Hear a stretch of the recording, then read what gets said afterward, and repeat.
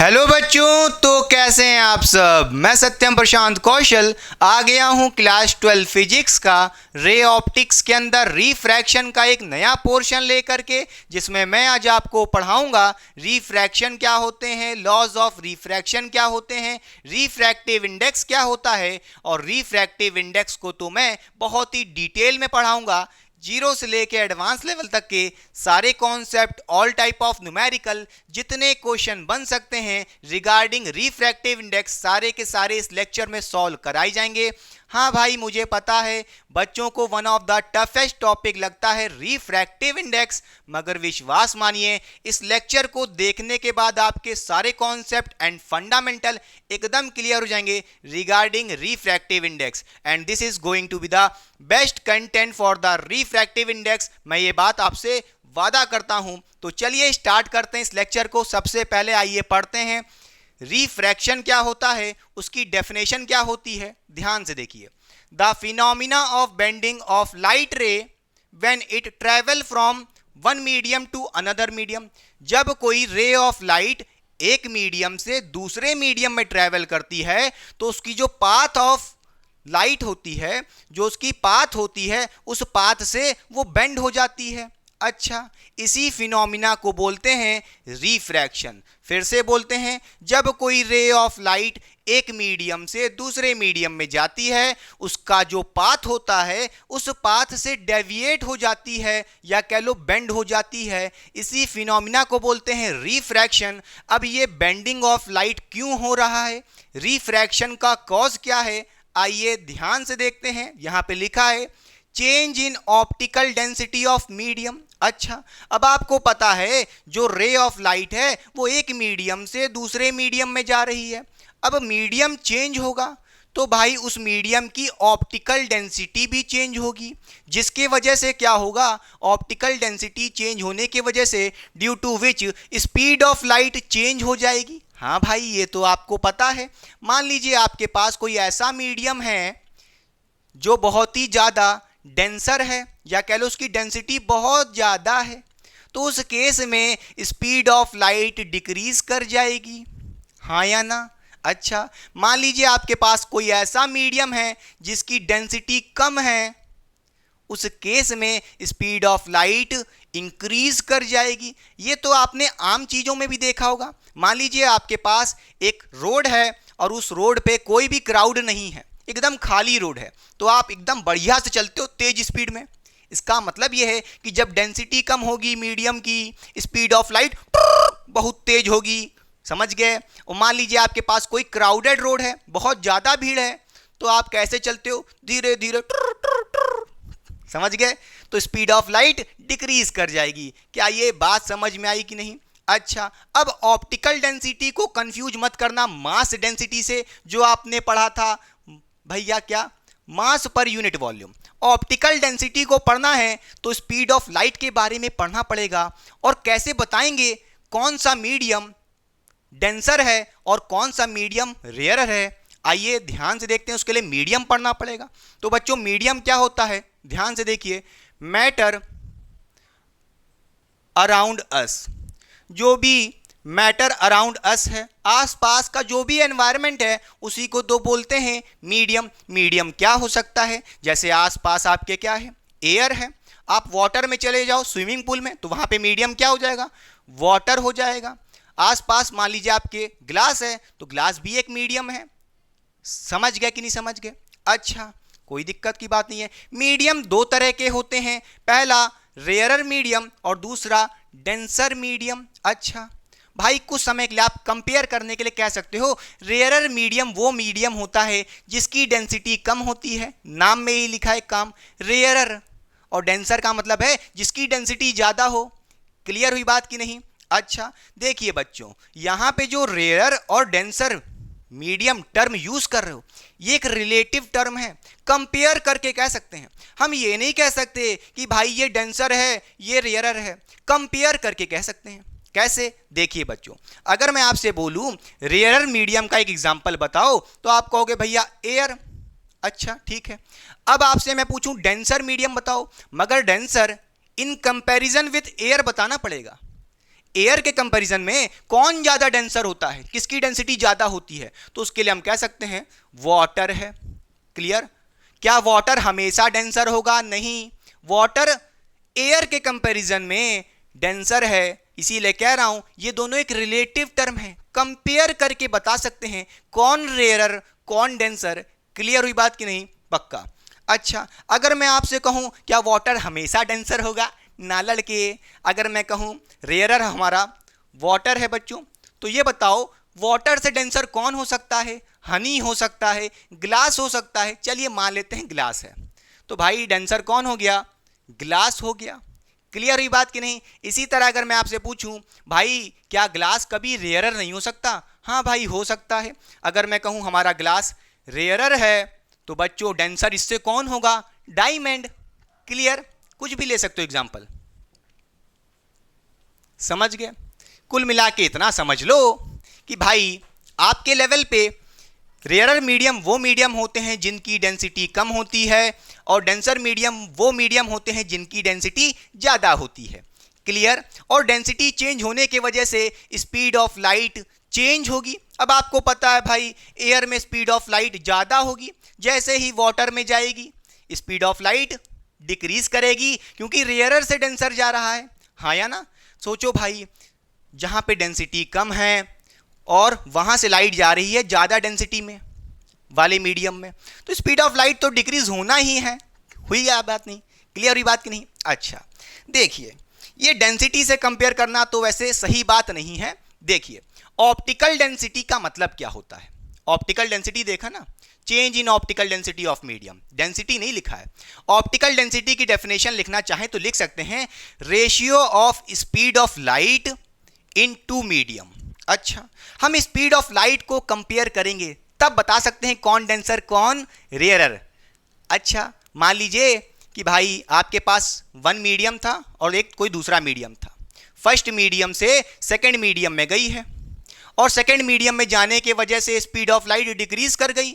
इसका मतलब क्या है कि वो सेकंड मीडियम डेंसर होगा, तभी तो डिक्रीज की है लाइट की स्पीड। समझ गए? और मान लीजिए इंक्रीज कर गई होती तो वो मीडियम आपका क्या होता? रेयरर होता, जहां पे डेंसिटी कम है। क्लियर हुई बात कि नहीं? पक्का समझ गए होगे। अच्छा, एक और बात लिखी है, ध्यान से देखिए अच्छे से डिटेल में। जब कोई रे ऑफ लाइट एक मीडियम से दूसरे मीडियम में जाती है, ठीक, तो उस केस में देखिए मान लीजिए रेयरर मीडियम से डेंसर मीडियम में जा रही है, तो क्या होगा? Ray bend toward the normal as speed of light decrease कर जाती है।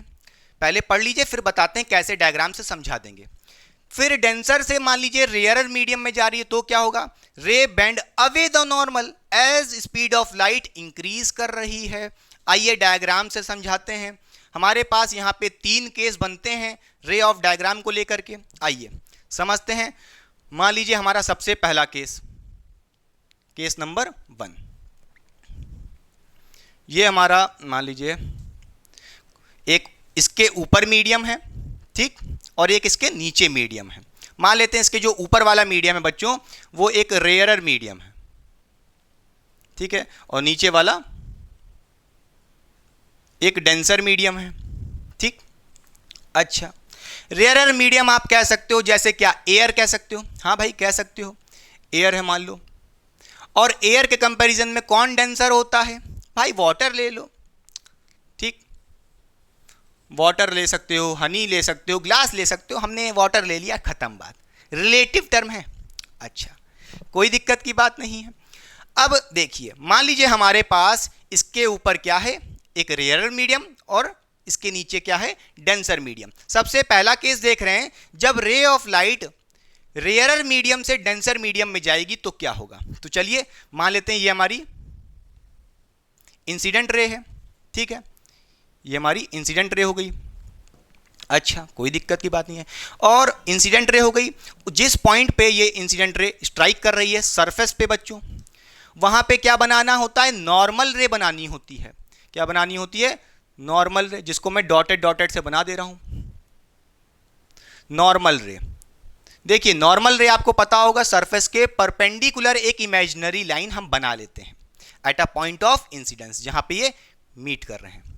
क्लियर? अच्छा, अब आपको पता है कि भाई मान लीजिए मीडियम चेंज ना होता, मान लीजिए एयर में जा रही थी और मीडियम वाटर चेंज ना हुआ होता, एयर ही होती तो क्या होता? कुछ नहीं भाई, ये सीधे सीधे चली जाती।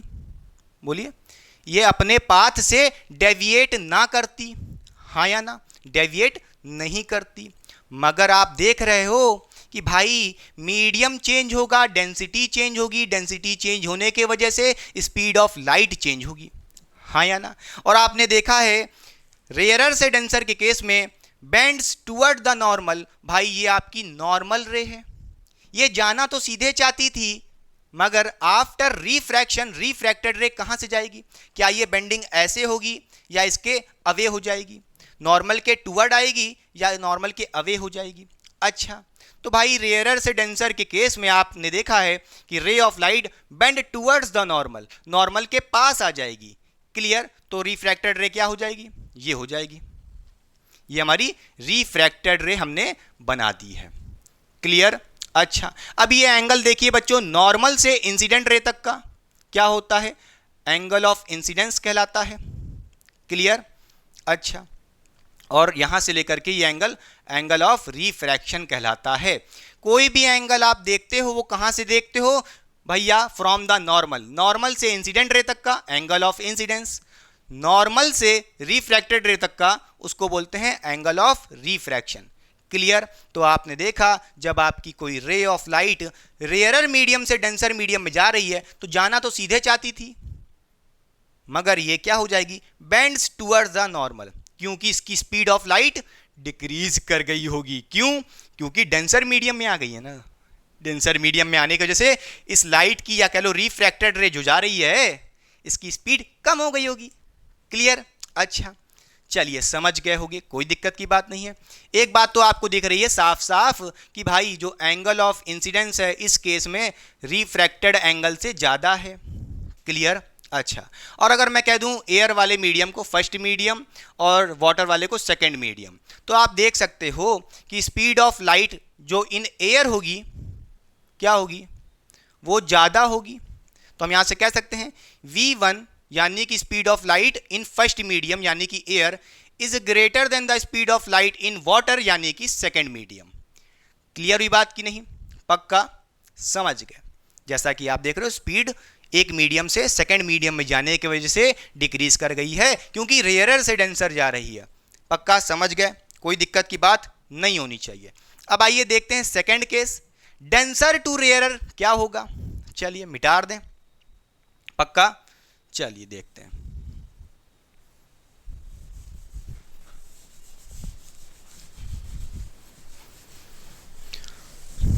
तो बच्चों अब हेडिंग लगा लीजिए सेकंड केस या केस नंबर 2। चलिए फिर से वही डायग्राम बनाना है। मान लीजिए हमारा इसके ऊपर मान लीजिए इस बार आपके पास डेंसर मीडियम है, क्या है? डेंसर मीडियम है, ठीक है? और नीचे इस बार रेयरर मीडियम है, ठीक? डेंसर में आप क्या ले सकते हो? मान लीजिए ग्लास ले लीजिए, ठीक है? और इसके नीचे रेयरर में आप वाटर ले सकते हो। तो डेंसर में बच्चों हमने क्या ले लिया है? ग्लास ले लिया है और रेयरर में हमने वाटर ले लिया है, क्लियर?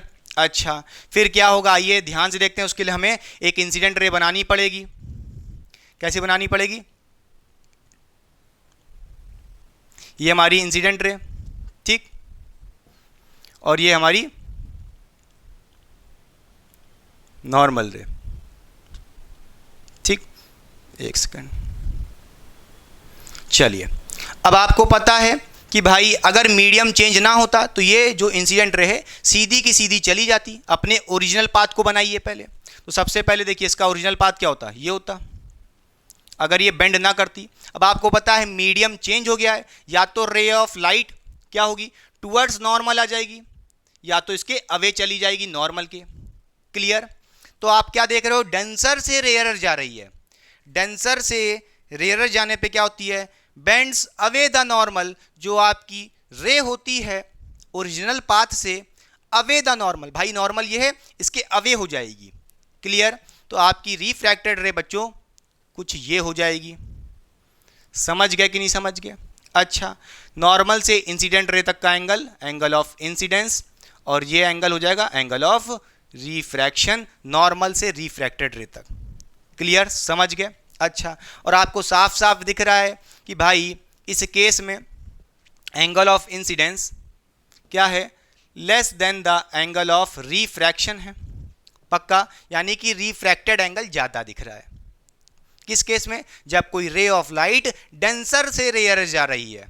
पक्का, समझ गए? अगर मैं आपसे कहूं भैया ये ग्लास हमारा क्या है, फर्स्ट मीडियम है, और वाटर हमारा सेकंड मीडियम है, तो आप क्या कह सकते हो यहां से कि भाई ग्लास में स्पीड ऑफ लाइट जो होगी, यानी कि फर्स्ट मीडियम में जो स्पीड ऑफ लाइट होगी वो कम होगी as compare to the speed of light in water, यानी कि सेकंड मीडियम, क्योंकि ग्लास क्या है, डेंसर, वहां पे स्पीड कम होगी, और वाटर में आएगी जब रेयरर हो जाएगा, बोलिए डेंसिटी डिक्रीज करेगी ना, जब यहां से यहां आएगी तो उसकी वजह से वेलोसिटी इंक्रीज कर जाएगी। तो यहां पे हम कह सकते हैं वेलोसिटी या कह लो speed of light in first medium is less than the speed of light in second medium, या ये कह लो सेकेंड मीडियम की जो स्पीड है लाइट की, speed of light in second medium is greater than the first medium. Clear, समझ गए होगे?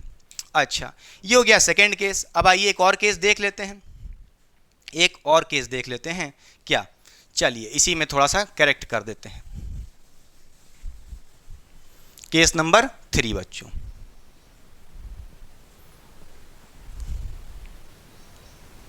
अब आइए देखिए, देखिए आप चाहे ऊपर डेंसर ले लो चाहे नीचे रेयर ले लो, उससे मतलब नहीं है, ठीक है, कोई भी दिक्कत नहीं है। मान लीजिए आपकी भाई नॉर्मल रे कैसे होती है, कुछ ऐसे होती है, सरफेस के परपेंडिकुलर होती है, और आपने इंसिडेंट रे को इस नॉर्मल के ही ऊपर से ले लिया है, यानी कि जो आपकी इंसिडेंट रे है किसी ऑब्लिक एंगल से नहीं गिर रही है, परपेंडिकुलर गिर रही है, या कह लो इंसिडेंट हो रही है नॉर्मली। क्लियर? अच्छा, तो आप कहोगे भाई ये आपकी इंसिडेंट रे हो गई, क्या हो गई, इंसिडेंट रे, समझ के, कोई दिक्कत की बात नहीं है। अब बताइए जरा ध्यान से देखिए, मीडियम चेंज हो जाए उससे मतलब नहीं है, जब भी कोई इंसिडेंट रे नॉर्मली गिरेगी किसी सरफेस पे तो आफ्टर रिफ्रैक्शन वो बेंड नहीं करेगी, बेंडिंग नहीं होगी, रिफ्रैक्शन नहीं होगा, नहीं रिफ्रैक्शन होगा क्योंकि एक मीडियम से दूसरे मीडियम में तो जा रही है मगर बेंडिंग नहीं हो रही है। क्लियर? तो आप कह सकते हो आपकी रिफ्रैक्टेड रे एकदम ओरिजिनल पाथ को सीधे चली जाएगी, परपेंडिकुलर। क्लियर हुई बात कि नहीं? पक्का समझ गए कि नहीं समझ गए? अच्छा, एक बात और देखिएगा भाई, अगर मैं पूछूं एंगल ऑफ इंसिडेंस कितना है और एंगल ऑफ रिफ्रैक्शन कितना है, तो आप क्या कहोगे? भाई हम एंगल ऑफ इंसिडेंस और एंगल ऑफ रिफ्रैक्शन कहां से लेते थे? नॉर्मल रे से इंसिडेंट रे तक का। अब देखिए नॉर्मल रे यही है, इंसिडेंट रे उसी के ऊपर से जा रही है, दोनों एक दूसरे के पैरेलल हैं तो उनके बीच में एंगल जीरो होगा। हाँ भाई जीरो होगा, तो इंसिडेंट रे का एंगल जीरो होगा।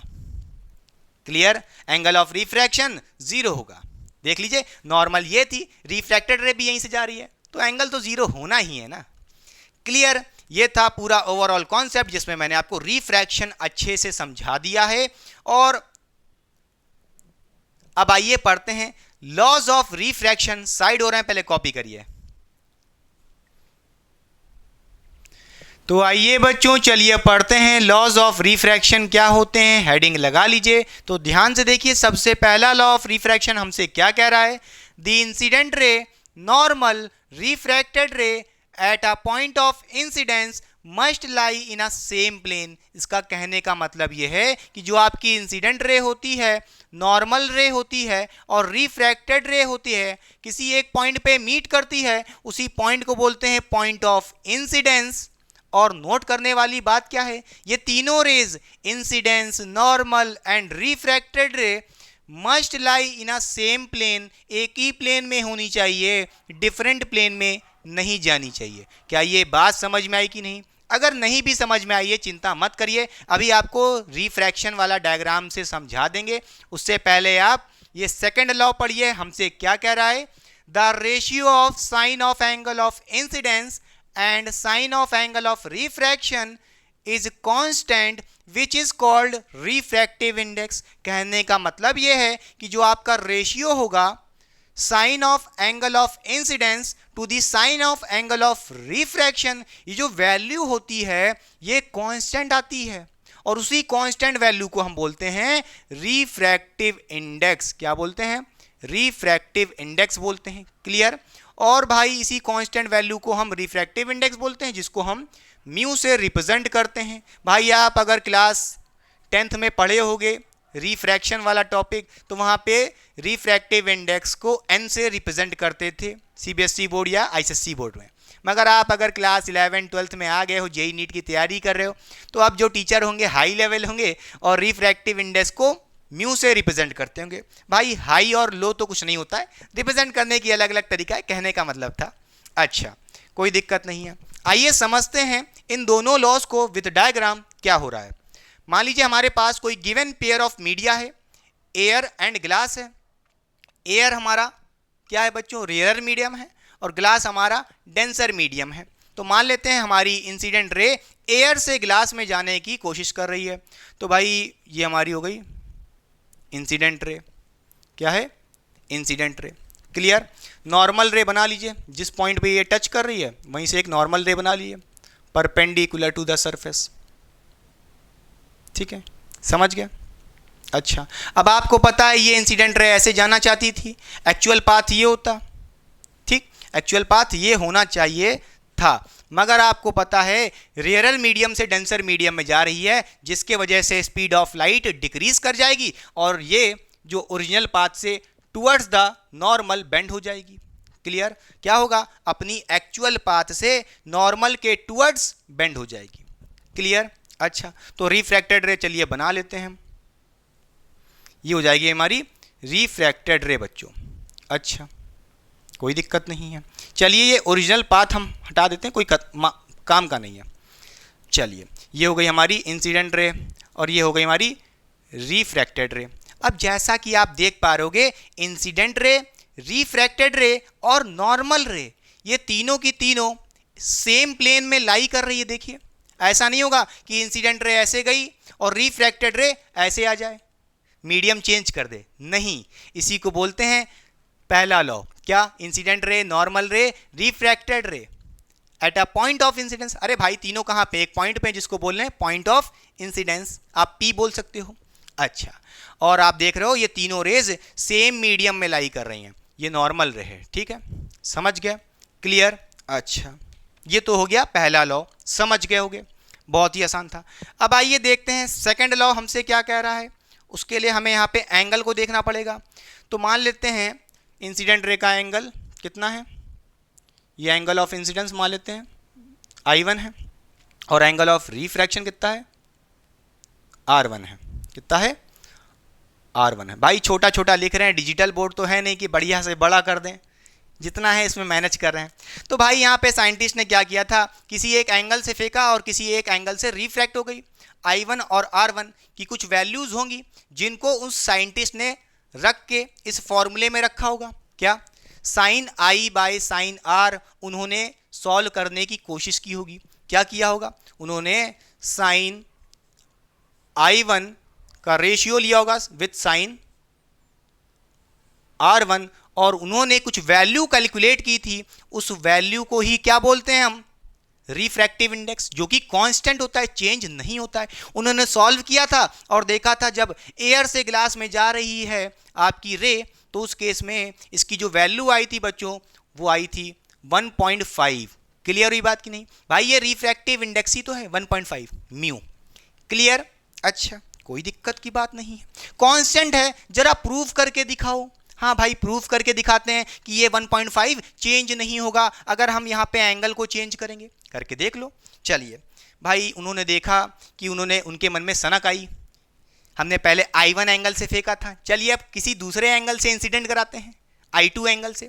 तो भाई लीजिए,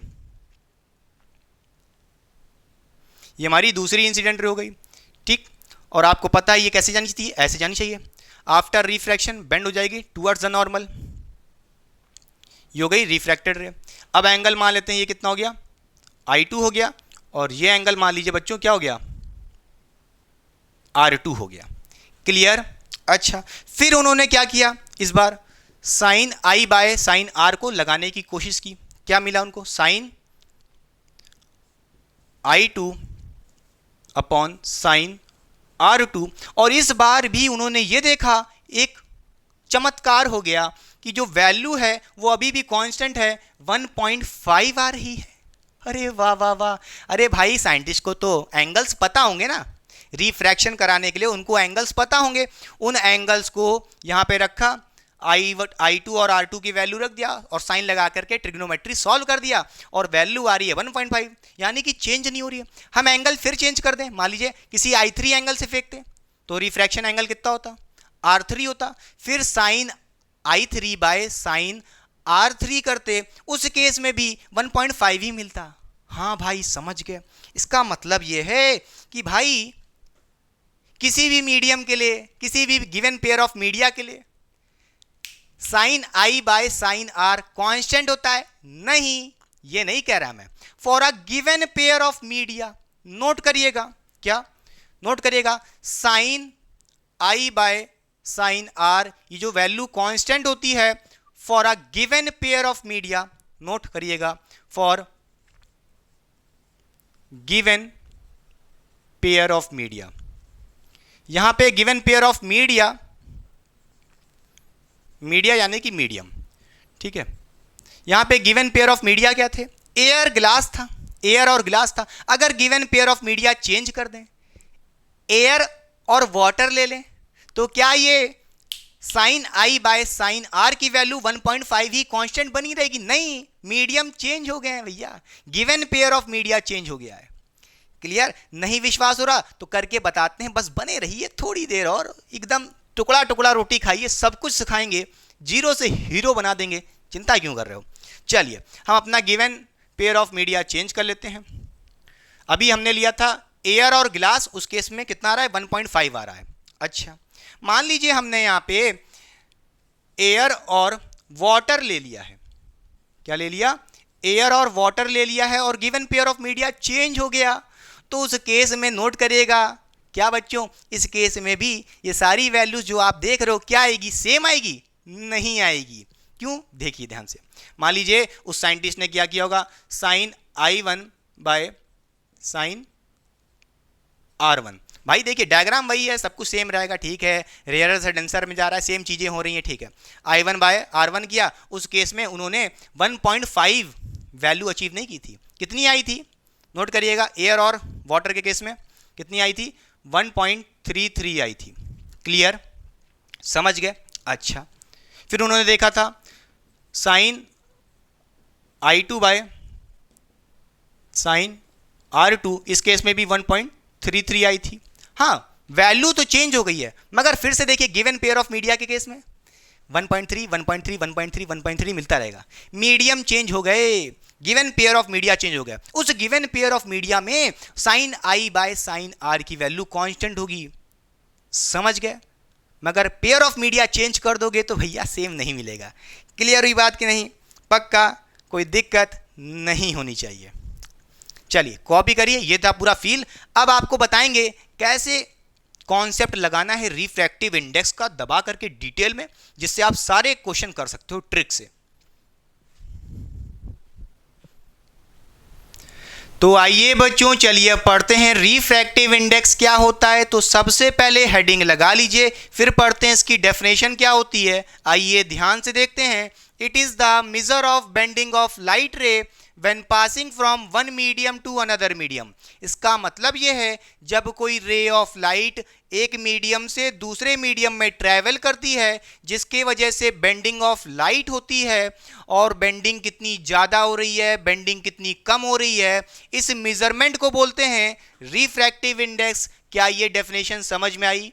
क्लियर? अच्छा, अब यहां से हम कह सकते हैं कि भाई जो रिफ्रैक्टिव इंडेक्स होता है उसको हम म्यू से डिनोट करते हैं। क्लियर? अब यहाँ पे आपको एक रे डायग्राम दिख रहा होगा, जिसमें हमारे पास ऊपर एक मीडियम 1 है जो कि रेयरर मीडियम है, और नीचे वाला मीडियम जिसको हम मीडियम 2 बोल रहे हैं जो कि एक डेंसर मीडियम है। और आप देख रहे होगे जो आपकी रे ऑफ लाइट है रेयरर मीडियम से डेंसर मीडियम में जाने की वजह से भाई ये रे ऑफ लाइट अपने पाथ से टुवर्ड द नॉर्मल बेंड हो चुकी है। क्लियर? अब इस रे डायग्राम के हिसाब से मैं आपसे पूछूं रिफ्रैक्टिव इंडेक्स कैसे कैलकुलेट करते हैं, उसके कितने फॉर्मूले होते हैं, कैसे पढ़ते हैं, ये सारी बातें करनी है। अब 10 मिनट जो भी मैं पढ़ाऊंगा उसको आंख खोल करके अपनी कॉपी में लिखते जाइएगा और समझते जाइएगा। ये मत सोचिएगा कि भाई ये कैसे हो गया, ट्रिक बता रहे हैं। बस जो कहते जा रहे हैं लिखते जाओ, सब कुछ समझ में आएगा। विश्वास मानिए, इससे बेहतर कुछ नहीं मिलेगा। सबसे बेस्ट तरीका बता रहे हैं जिससे आप ऑल टाइप ऑफ क्वेश्चन कर सकते हो। क्लियर? तो ध्यान से देखिए, अगर हम बात करें रिफ्रैक्टिव इंडेक्स की, उसको हम म्यू से रिप्रेजेंट करते हैं, ठीक है। अच्छा, आपने कई बार देखा होगा कि यहाँ 1 भी लिखा होता है, कहीं यहाँ पे 2 लिखा होता है। वो कैसे करेंगे? देखिए, अब आप इस केस में बताइए रे ऑफ लाइट कहाँ से कहाँ ट्रैवल कर रही है? मीडियम 1 से मीडियम 2 में जा रही है, 1 से 2 में जा रही है, हाँ या ना? तो भाई 1 हम पहले लिखेंगे क्योंकि 1 से 2 में जा रही है। इसको क्या बोलेंगे हम? 1 mu 2। Clear? Ray of light का डायरेक्शन क्या है? 1 मीडियम से सेकेंड मीडियम में जा रही है। ये क्या है?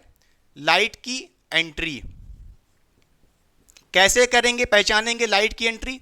उसके लिए हमें बच्चों क्या करना है? डायरेक्शन को लेना है लेफ्ट से राइट, जो भी पहले पड़ेगा, यानी कि 1 से 2 में जा रही है। क्लियर? समझ गए? आप देख पा रहोगे मीडियम 1 से मीडियम 2 में जा रही है। अच्छा, यानी कि अगर आपको रे ऑफ लाइट की एंट्री देखनी है, कहां से कहां रे मूव करी है, तो ये तरीका है, लेफ्ट से राइट डायरेक्शन को देख लीजिए, बात खत्म। क्लियर? अब इसको पढ़ते क्या है, इसको रीड करने का तरीका क्या है, इसकी मीनिंग क्या है, उसको जानने के लिए आप क्या करिए, राइट से लेफ्ट जाइए।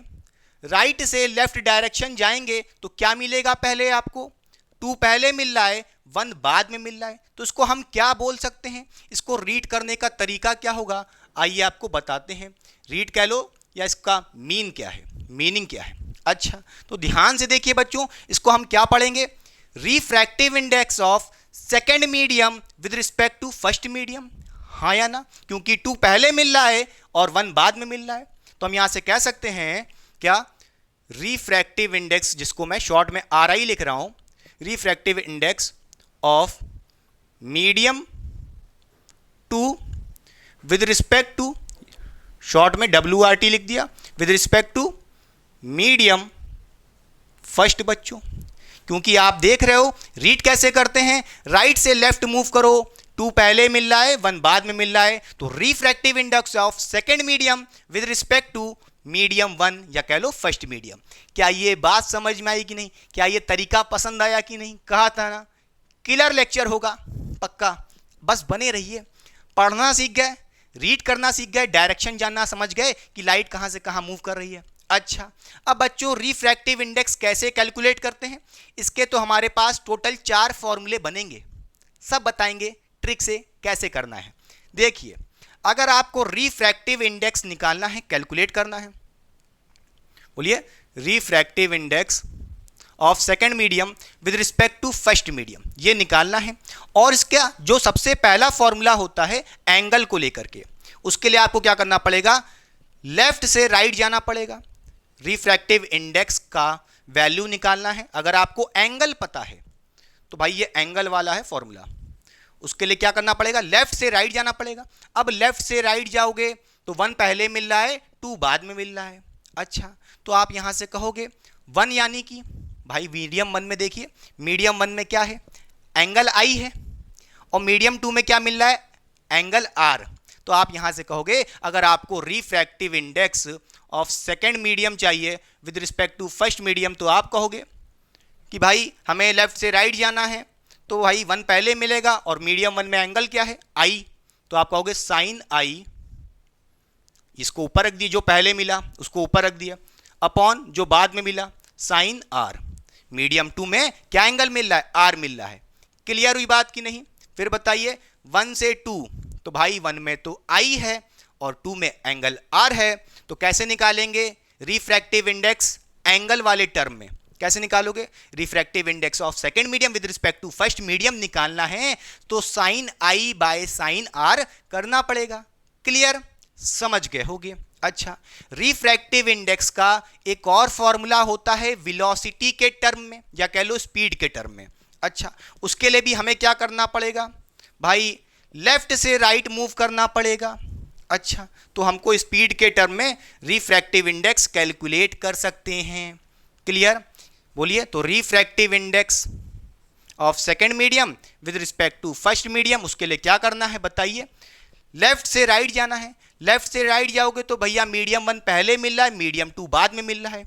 अच्छा, मीडियम वन में मान लीजिए इस इंसिडेंट रे की जो स्पीड थी कितनी थी, मान लेते हैं बच्चों v1 थी। फिर जाने के बाद मीडियम टू में चेंज हो जाएगी, तो मान लेते हैं इस समय इसकी स्पीड कितनी हो गई, 2 हो गई, v2।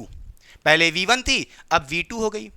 अच्छा, हमें रिफ्रैक्टिव इंडेक्स का फॉर्मूला लिखना है स्पीड के टर्म में। तो क्या पहले मिल रहा है, लेफ्ट से राइट जाना है। 1 पहले मिला, 2 बाद में मिला। जो पहले मिला यानी कि मीडियम वन में क्या है, v1, तो उसको ऊपर रख दो। बाद में क्या मिल रहा है, v2 मिल रहा है मीडियम टू में, उसको नीचे रख दो, बात खत्म, v2। क्लियर हुई बात कि नहीं? देखिए बच्चों, जो पहले मिलेगा उसको ऊपर रख देना है, जो बाद में मिलेगा उसको नीचे रख देना है। क्लियर हुई बात कि नहीं? पक्का? ये देखिए तरीका कितना अच्छा है, वरना आप कंफ्यूज हो जाओगे, कभी v2 ऊपर कभी v1 नीचे। तरीके को पकड़ो, इस ट्रिक को पकड़ो। अच्छा, समझ गए होगे। एक और तरीका होता है रिफ्रैक्टिव इंडेक्स कैलकुलेट करने के लिए। अच्छा, वो क्या होता है, वेवलेंथ के टर्म में। अगर आपको वेवलेंथ गिवन है, जैसे मैं कहूं अगर आपको रिफ्रैक्टिव इंडेक्स कैलकुलेट करना है सेकेंड मीडियम का with respect to first medium, और आपको वेवलेंथ गिवन है लैम्डा यानी कि वेवलेंथ। मान लीजिए जब ये मीडियम वन में था, इस रे ऑफ लाइट की जो वेवलेंथ थी मान लेते हैं लैम्डा वन है। मीडियम टू में जाएगी, इसकी वेवलेंथ कुछ चेंज हो जाएगी, तो मान लेते हैं यहाँ पे लैम्डा 2 हो गई है। अच्छा, तो क्या करना पड़ेगा, उसके लिए भी हमें लेफ्ट से राइट देखना है। लेफ्ट से राइट मूव करिए। अगर आपको रिफ्रैक्टिव इंडेक्स कैलकुलेट करना है लैम्डा के टर्म में यानी कि वेवलेंथ, किसके टर्म में बच्चों, वेव लेंथ के टर्म में, तो आप कैसे कैलकुलेट करोगे, तो भाई लेफ्ट से राइट मूव करोगे तो क्या मिलेगा, मीडियम वन पहले मिलेगा, मीडियम टू बाद में मिलेगा। तो भाई मीडियम वन में वेवलेंथ कितनी है, लैम्डा वन, इसको ऊपर रख दो जो पहले मिला, तो लैम्डा वन ऊपर हो गया। फिर किस में गई, सेकेंड मीडियम में, उसमें वेवलेंथ कितनी है, लैम्डा 2 है, ये बाद में मिल रहा है, इसको नीचे रख देंगे। तो लैम्डा 1 बाय लैम्डा 2 क्या होगा, refractive index of second medium with respect to first medium. Clear? पक्का? क्या ये बात समझ में आई कि नहीं, क्लियर हुई कि नहीं?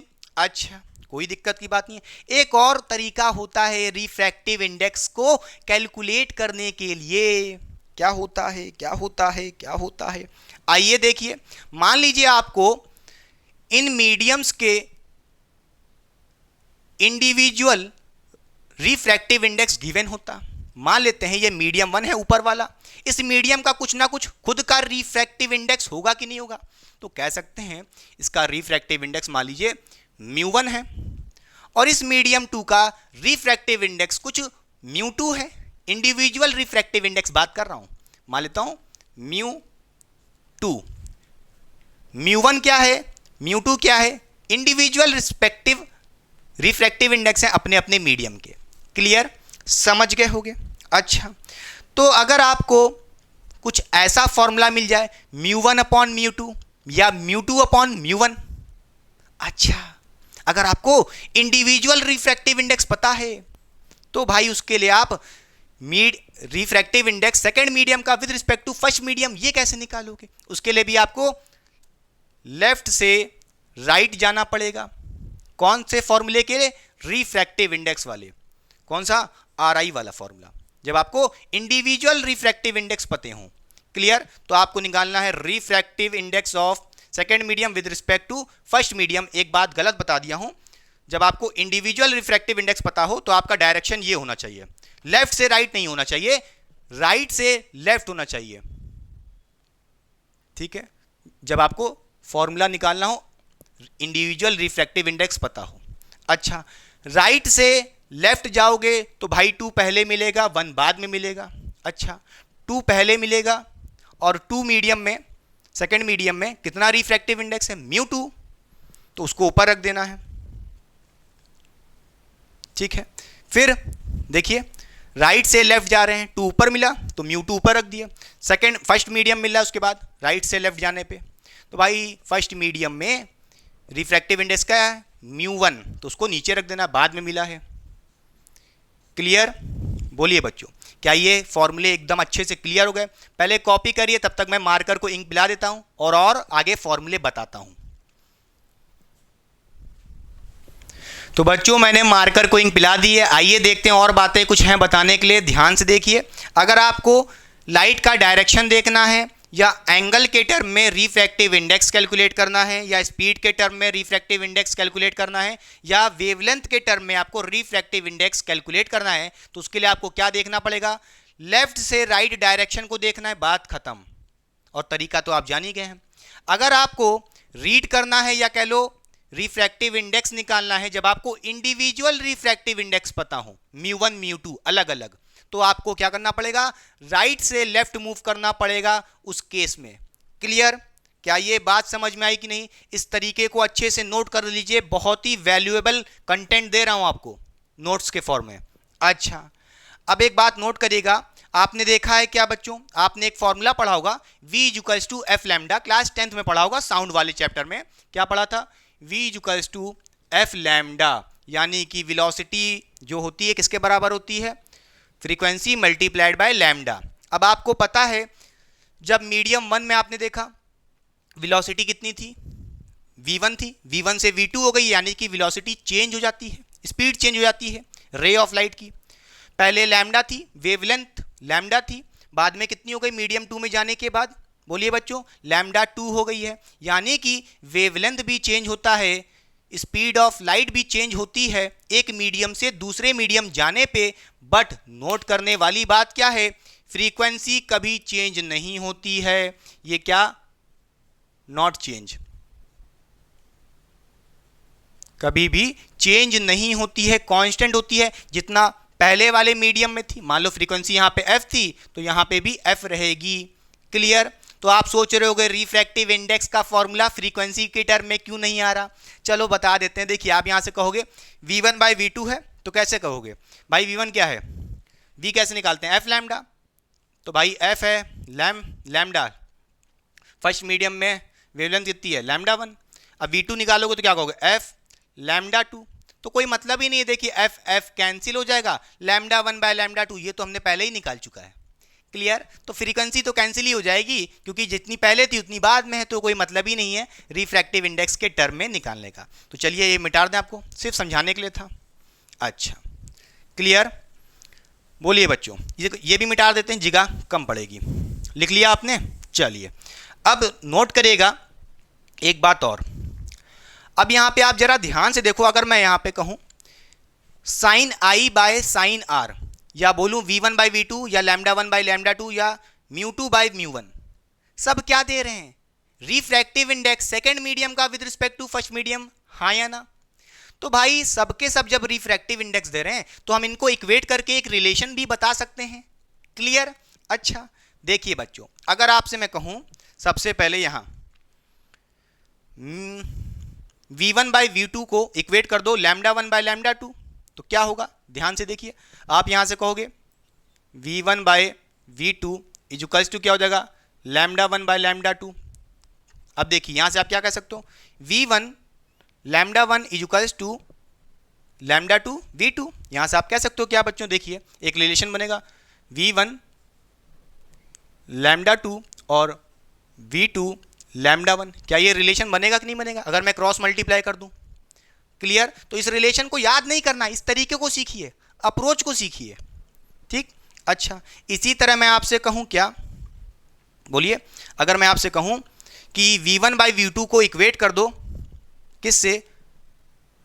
म्यू 2 बाई म्यू 1 से, तो आप क्या कहोगे? आप यहां से कहोगे क्या हो जाएगा? जरा ध्यान से देखिए, तो आप कहोगे यहां से v1 by v2 equals to mu 2 by mu 1।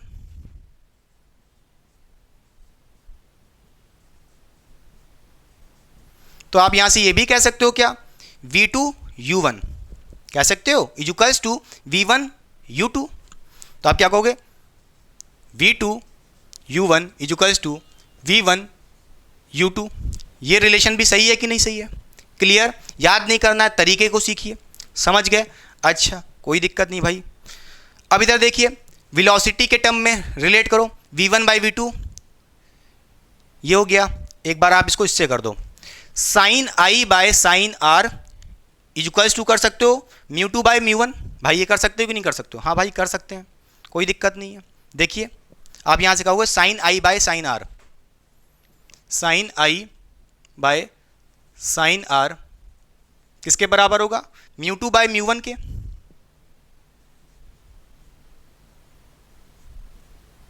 बोलिए, फिर यहां से आप क्या कहोगे? Mu one sine I equals to mu two sine R. बोलिए, यहां से आप कहोगे mu one sine I equals to mu two sine R. ठीक, समझ गए? क्या ये रिलेशन भी समझ में आ गया आपको अच्छे से? पक्का, कोई दिक्कत नहीं होनी चाहिए। ये दो रिलेशन तो मिल गए और आपको बस इतने काफ़ी हैं। ऐसे तो बना सकते हो और भी आप चाहो तो। ठीक, बोलिए, क्लियर हुई बात कि नहीं? अच्छा, एक बात नोट करिएगा, जो यहाँ पे आप रिफ्रैक्टिव इंडेक्स कैलकुलेट कर रहे हो, किसका कैलकुलेट कर रहे हो?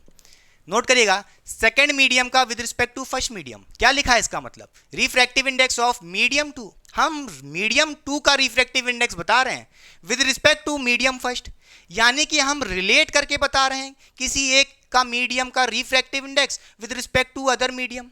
हाँ या ना? तो इस टाइप के रिफ्रैक्टिव इंडेक्स को हम क्या बोलते हैं?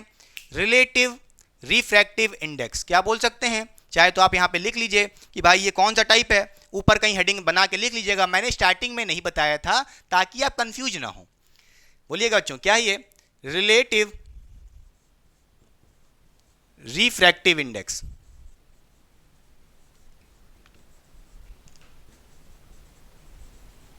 क्लियर? समझ गए? ये क्या है? Relative refractive index. क्यों बोल रहे हैं रिलेटिव भाई? क्योंकि आप यहां पर रिलेट कर रहे हो मीडियम टू का refractive index with respect to medium one. Clear? एक और एग्जांपल से आपको समझाने की कोशिश करेंगे, पहले अच्छे से कॉपी कर लीजिए, मैं मिटाने जा रहा हूं। तो आइए बच्चों, चलिए समझते हैं कुछ और एग्जांपल से। जो भी फॉर्मूले आपने सीखे हैं ट्रिक से बनाने, एक और एग्जांपल से समझते हैं कि उन फॉर्मूलेस को कैसे बनाना है। देखिए, फॉर्मूला बनाना सीख गए ना ट्रिक से, जो भी ट्रिक आपने देखी है, आप क्वेश्चन बड़े आराम से इजीली कर लोगे। सारा खेल, बच्चे कंफ्यूज हो जाते हैं, कब mu two by mu one करना है, mu one by mu two करना है, v two by v one, कब v one by v two, ये सब सीख जाओगे। बस इस कॉन्सेप्ट को पकड़ो। इस बार देखिए, हमारे पास गिवन पेयर ऑफ मीडिया है, ग्लास और वाटर, और इस बार ऊपर से लाइट नहीं आ रही है, नीचे से जा रही है लाइट आपकी। जो इंसिडेंट रे है वाटर से ग्लास में जा रही है। अच्छा भाई, रेयरर से डेंसर जाएगी तो टूवर्ड्स द नॉर्मल बेंड हो गई है। अब मैं आपसे पूछूं कि भाई रे ऑफ लाइट कहां से एंटर कर रही है? वाटर से ग्लास में एंटर कर रही है। तो भाई यहां पे क्या लिखेंगे? वाटर पहले आ रहा है क्योंकि वाटर से जा रही है ग्लास में, तो भाई वाटर पहले लिख दो, समझ गए, और ग्लास बाद में लिख दो। क्लियर? अब हमें बताना है क्या? बोलिए, डब्ल्यू म्यू जी, इसका मीनिंग क्या है? भाई रीड करने के लिए क्या करना पड़ता है? राइट से लेफ्ट जाना पड़ता है। तो मैं आपसे पूछूं डब्ल्यू म्यू जी का मतलब क्या है, इसको रीड कैसे करोगे? तो आप कहोगे refractive index of glass with respect to water. हाँ या ना? तो यहां से हम कह सकते हैं इसका मतलब क्या है? Refractive index of glass with respect to water. Clear? समझ गए होगे? अच्छा, यानी कि हमें refractive index of glass with respect to water पता है। क्लियर हुई बात? समझ गए होगे? कोई दिक्कत की बात नहीं होनी चाहिए। अच्छा, अब मैं आपसे पूछूं भाई इसका वैल्यू कैसे निकालोगे? Refractive index with of glass, बोलिए, विद रिस्पेक्ट टू वाटर, ये वैल्यू कैसे निकालोगे? इन टर्म ऑफ एंगल। अगर आपको एंगल पता होता, देखिए आपकी रे ऑफ लाइट कहां से एंटर कर रही है? मान लेते हैं ये हमारा वाटर है और ये ग्लास है, तो वाटर से ग्लास में कर रही है। वाटर में एंगल कितना है? आई है। तो जो भी एंगल है उसको ऊपर रख दो, तो आप कहोगे साइन आई। फिर किस में जा रही है? बाद में ग्लास में जा रही है। ग्लास में एंगल कितना बन रहा है? आर। तो आप कहोगे डिवाइड कर देंगे साइन आर से।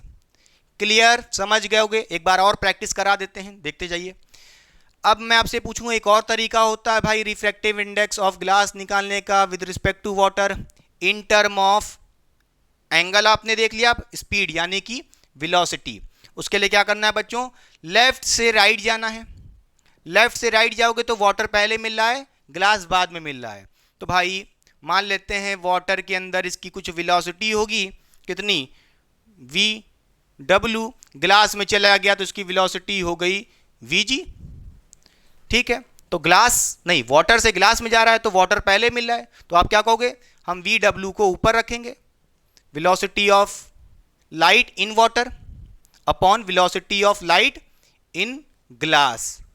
क्लियर हुई बात कि नहीं भाई। Refractive index of glass with respect to water चाहिए, उसके लिए आपको क्या करना है, लेफ्ट से राइट जाना है। तो वाटर पहले मिल रहा है तो वाटर की speed of light in water को हमने ऊपर रख दिया, बाद में किस में चली गई, ग्लास में। तो ग्लास में जो स्पीड ऑफ लाइट होगी उससे डिवाइड कर दिया वीजी से। क्लियर। अच्छा, एक और फॉर्मूला है इन टर्म ऑफ वेवलेंथ, उसके लिए क्या करना पड़ेगा, वो भी लेफ्ट से राइट जाना पड़ेगा। तो आपसे मैं पूछूं, refractive index of glass with respect to water, भाई कैसे निकालोगे। वाटर से ग्लास में जाना है, डायरेक्शन क्या है, वेवलेंथ के लिए। रिफ्रैक्टिव इंडेक्स निकालना हो वेवलेंथ के टर्म में या कह लो लैम्डा के टर्म में, तो लेफ्ट से राइट जाना है, वाटर पहले मिलेगा, ग्लास बाद में मिलेगा। तो भी जो भी वेवलेंथ होगी वाटर में मान लेते हैं लैम्डा 1 है, सॉरी लैम्डा 1 नहीं, लैम्डा डब्ल्यू मान लो, और ग्लास में चली गई तो इसकी कुछ लैम्डा चेंज हो गया होगा, तो लैम्डा जी मान लेते हैं। ठीक है, वाटर से ग्लास में जा रही है तो वेवलेंथ पहले किसकी रखनी पड़ेगी, जो वाटर में थी। तो क्या कहेंगे, लैम्डा डब्ल्यू किस में चली गई, ग्लास में। ग्लास में लैम्डा कितना हो गया, लैम्डा जी हो गया है वेवलेंथ, उससे डिवाइड कर दिए। जो पहले मिलेगा उसको ऊपर रख देना है, जो बाद में मिलेगा उससे डिवाइड कर देना है। क्लियर। अच्छा, आपने एक और फॉर्मूला देखा था इन term of individual refractive index given हो। मान लो वाटर का कुछ रिफ्रैक्टिव इंडेक्स होगा, मान लेते हैं म्यू डब्ल्यू, और इसी तरह ग्लास का होगा कुछ, मान लेते हैं म्यू जी। ये गिवन है आपको, मीडियम का रिस्पेक्टिव रिफ्रैक्टिव इंडेक्स गिवन है आपको। अच्छा, तो उसके लिए क्या करना है, आर आई, इधर देखिए राइट से लेफ्ट जाना है, राइट से लेफ्ट जाना है। तो भाई डब्ल्यू जी पहले मिलेगा, डब्ल्यू बाद में मिलेगा, यानी कि ग्लास से वाटर में देखना है। तो भाई ये बताओ, ग्लास में रिफ्रैक्टिव इंडेक्स कितना है, बोलो, म्यू जी। अच्छा, तो यहां से हम कह सकते हैं refractive index of glass with respect to water निकालना है in term of individual refractive index. तो राइट से लेफ्ट, तो जी पहले मिला, जी यानी कि ग्लास में रिफ्रैक्टिव इंडेक्स म्यू जी है, इसको ऊपर रखेंगे, अपॉन बाद में क्या मिल रहा है, डब्ल्यू मिल रहा है। तो आप कहोगे वाटर में क्या मिल रहा है, रिफ्रैक्टिव इंडेक्स म्यू डब्ल्यू मिल रहा है, उससे डिवाइड कर देना। क्लियर हुई बात कि नहीं, ये कॉन्सेप्ट सीख गए होगे पक्का, ये फॉर्मूले डराइव्स हो चुके हैं, या कह लो ट्रिक से लिखना सीख गए हो। वैल्यूज पुट करोगे यार, आंसर पटापट आएगा, चिंता ना करो। अब चाहो तो आप रिलेट करके कर सकते हो, भाई इसको इसके साथ रिलेट कर देना, एक रिलेशन बन जाएगा, जो मैंने अभी यहाँ पे लिखे थे। इसको भी रिलेट कर सकते हो, इससे कई तरीके हैं, इसको इससे रिलेट कर दो, रिलेशन बनता जाएगा, इक्वेट कर देना, कोई दिक्कत नहीं है।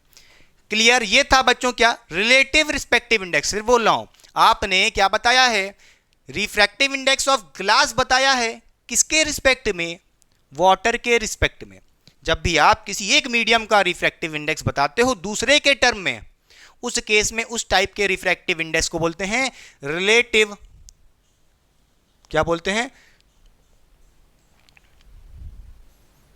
रिलेटिव रिफ्रैक्टिव इंडेक्स, यानी कि आर आई। ठीक है, एक और होता है ऑब्सोल्यूट रिफ्रैक्टिव इंडेक्स। वो क्या होता है, साइड हो रहे हैं, पहले कॉपी करिए फिर करते हैं next type of refractive index. तो आइए बच्चों चलिए पढ़ते हैं ऑब्सोल्यूट रिफ्रैक्टिव इंडेक्स क्या होता है। इससे पहले अब तक आपने देखा था किसी एक मीडियम का रिफ्रैक्टिव इंडेक्स दूसरे मीडियम के हिसाब से, उस केस को हम बोलते थे रिलेटिव रिफ्रैक्टिव इंडेक्स। अब हम पढ़ने जा रहे हैं second type of refractive index, जो है ऑब्सोल्यूट रिफ्रैक्टिव इंडेक्स। बहुत ही सिंपल होता है, इसका मतलब क्या है, आइए आपको एग्जांपल से समझाते हैं। मान लीजिए हमारे पास यहाँ पे कोई रिफ्रैक्टिव इंडेक्स गिवन है म्यू, और हमने लिख दिया इसके आगे m। अब इसका मतलब क्या है, रिफ्रैक्टिव इंडेक्स ऑफ मीडियम किसके रिस्पेक्ट में? अगर हम किसी भी मीडियम का रिफ्रैक्टिव इंडेक्स कैलकुलेट करते हैं एयर के रिस्पेक्ट में, तो उस टाइप के हम रिफ्रैक्टिव इंडेक्स को क्या बोलते हैं? Absolute refractive index. तो हम यहाँ पे क्या कह सकते हैं कि भाई अगर हम यहाँ पे ए लगा लें, ए यानी कि एयर, तो इसका मतलब क्या है? इसको हम क्या पढ़ सकते हैं? Refractive index of medium. अब ये मीडियम कुछ भी हो सकता है, glass, water, with respect to air. हाँ, मतलब ये है अगर हम किसी मीडियम का रिफ्रैक्टिव इंडेक्स बता रहे हैं एयर के रिस्पेक्ट में, हमने मान लिया है कि जो हमारा दूसरा वाला रिफ्रैक्टिव इंडेक्स है उसको हमने फिक्स कर लिया है जो कि एयर है, तो इस टाइप के रिफ्रैक्टिव इंडेक्स को क्या बोलते हैं? Absolute refractive index. क्लियर? इसको रिप्रेजेंट कर सकते हैं ऐसे, ए म्यू एम। जरूरी नहीं है, एक और तरीका होता है जो ज्यादातर आपको दिखेगा, वो ये होता है, और इसको रिप्रेजेंट कैसे कर सकते हैं? Mu M. अब कहोगे भैया ये क्या है, इसमें और इसमें डिफरेंस क्या है? कुछ नहीं, refractive index of medium with respect to air. अब हमने यहाँ पे एयर क्यों नहीं लिखा है भाई? एयर इसने ले लिखा क्योंकि हमें तो पता है अगर एक मीडियम से दूसरे किसी मीडियम में जा रही है तो आसपास क्या होता है? एयर ही तो है। उसको मेंशन करना जरूरी है कि कौन सा मीडियम है, हमने मान ही लिया है कि एयर है, तो इस टाइप के रिफ्रैक्टिव इंडेक्स को क्या बोलते हैं? Absolute refractive index. इसलिए यहां पे एयर लिखना जरूरी भी नहीं है। क्लियर? अच्छा, समझ गए होगे। अब एक बात समझिए, क्यों नहीं हम यहां पे ए लिख सकते? देखिए, लिखने को लिख लो, कोई दिक्कत नहीं यार, मीडियम का रिफ्रैक्टिव इंडेक्स एयर के रिस्पेक्ट में, खत्म बात। अब आइए समझते हैं रिफ्रैक्टिव इंडेक्स ऑफ एयर क्या होता है। तो जो बच्चों, जो एयर का रिफ्रैक्टिव इंडेक्स होता है वो 1 होता है। अब आप चाहो तो यहां पे 1 भी लिख सकते हो, क्योंकि ए की जगह 1 लिख सकते हैं कि नहीं लिख सकते हैं? अरे ए का रिफ्रैक्टिव इंडेक्स इतना है 1। अब बताइए, क्या आप कभी 1 लिखते हो? आपसे कोई कहे कि भाई एक्स स्क्वायर ऐसे लिखा है, क्या आप इसको ये बोलते हो 1x²? नहीं बोलते ना, 1 तो अंडरस्टूड है। इसी तरह एयर का भी रिफ्रैक्टिव इंडेक्स अंडरस्टूड है, बताने की भी जरूरत नहीं है, इसलिए हम 1 भी नहीं लिख पाएंगे। लिखने को लिख दो यार, कोई मतलब नहीं है, कोई कैंसिल नहीं कर देगा आपका, कोई मार्क्स नहीं काट देगा, मगर समझने की बात है। इसका मतलब यह है कि अगर आप किसी भी मीडियम का रिफ्रैक्टिव इंडेक्स बता रहे हो और किसके रिस्पेक्ट में लिखा है, ये लिखा ही नहीं, कुछ यहां पे कुछ लिखा ही नहीं है, तो समझ जाना एयर के रिस्पेक्ट में ही गिवन है। क्लियर?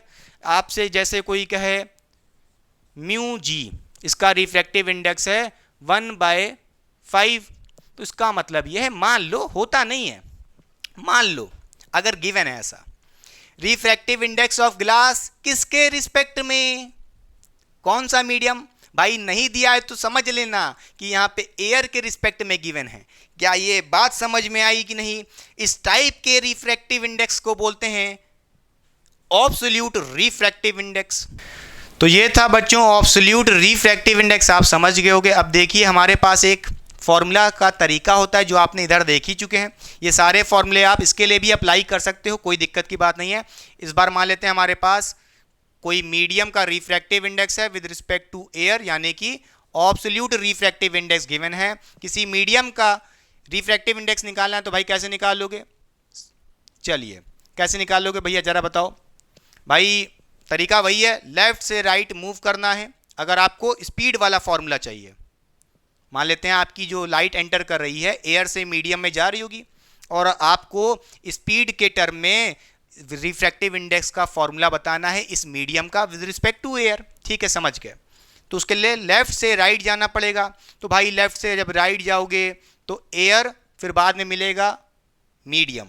अच्छा, तो भाई सबसे पहले क्या मिलेगा? एयर। एयर में स्पीड ऑफ लाइट क्या होती है, उसको हम भैया किससे दिखाते हैं? सी से दिखाते हैं। Speed of light in air को हम सी से दिखाते हैं। क्लियर? लेफ्ट से राइट जाएंगे, फिर क्या मिलेगा? एयर के बाद मीडियम मिलेगा। मीडियम में स्पीड ऑफ लाइट क्या होगी? मान लेते हैं v होगी कुछ। अब चाहो तो vm भी लिख लो यार, speed of light in medium. Clear? इस तरीके से आप refractive index of the medium निकाल सकते हो। हाँ भाई, किसके रिस्पेक्ट में? चाहो तो लिख लो यार, कोई डरने की बात नहीं है। एयर के रिस्पेक्ट में नहीं लिखोगे तब भी अंडरस्टूड है। समझ गए? जब मान लो कभी कुछ ना लिखा हो इस साइड, लेफ्ट साइड, तो समझ जाना भैया कि एयर के रिस्पेक्ट में ही कह रहा है। क्लियर? तो भैया हमने रिफ्रैक्टिव इंडेक्स कंप्लीट कर दिया है, सारे कॉन्सेप्ट दे दिए हैं। अब एक आपको लास्ट में कॉन्सेप्ट और दे देते हैं, इसको जरा साइड में कहीं लिख लो, ये गोला बना के। क्या देखोगे? मान लो आपको क्वेश्चन में गिवन है refractive index of glass with respect to water given है 3/4।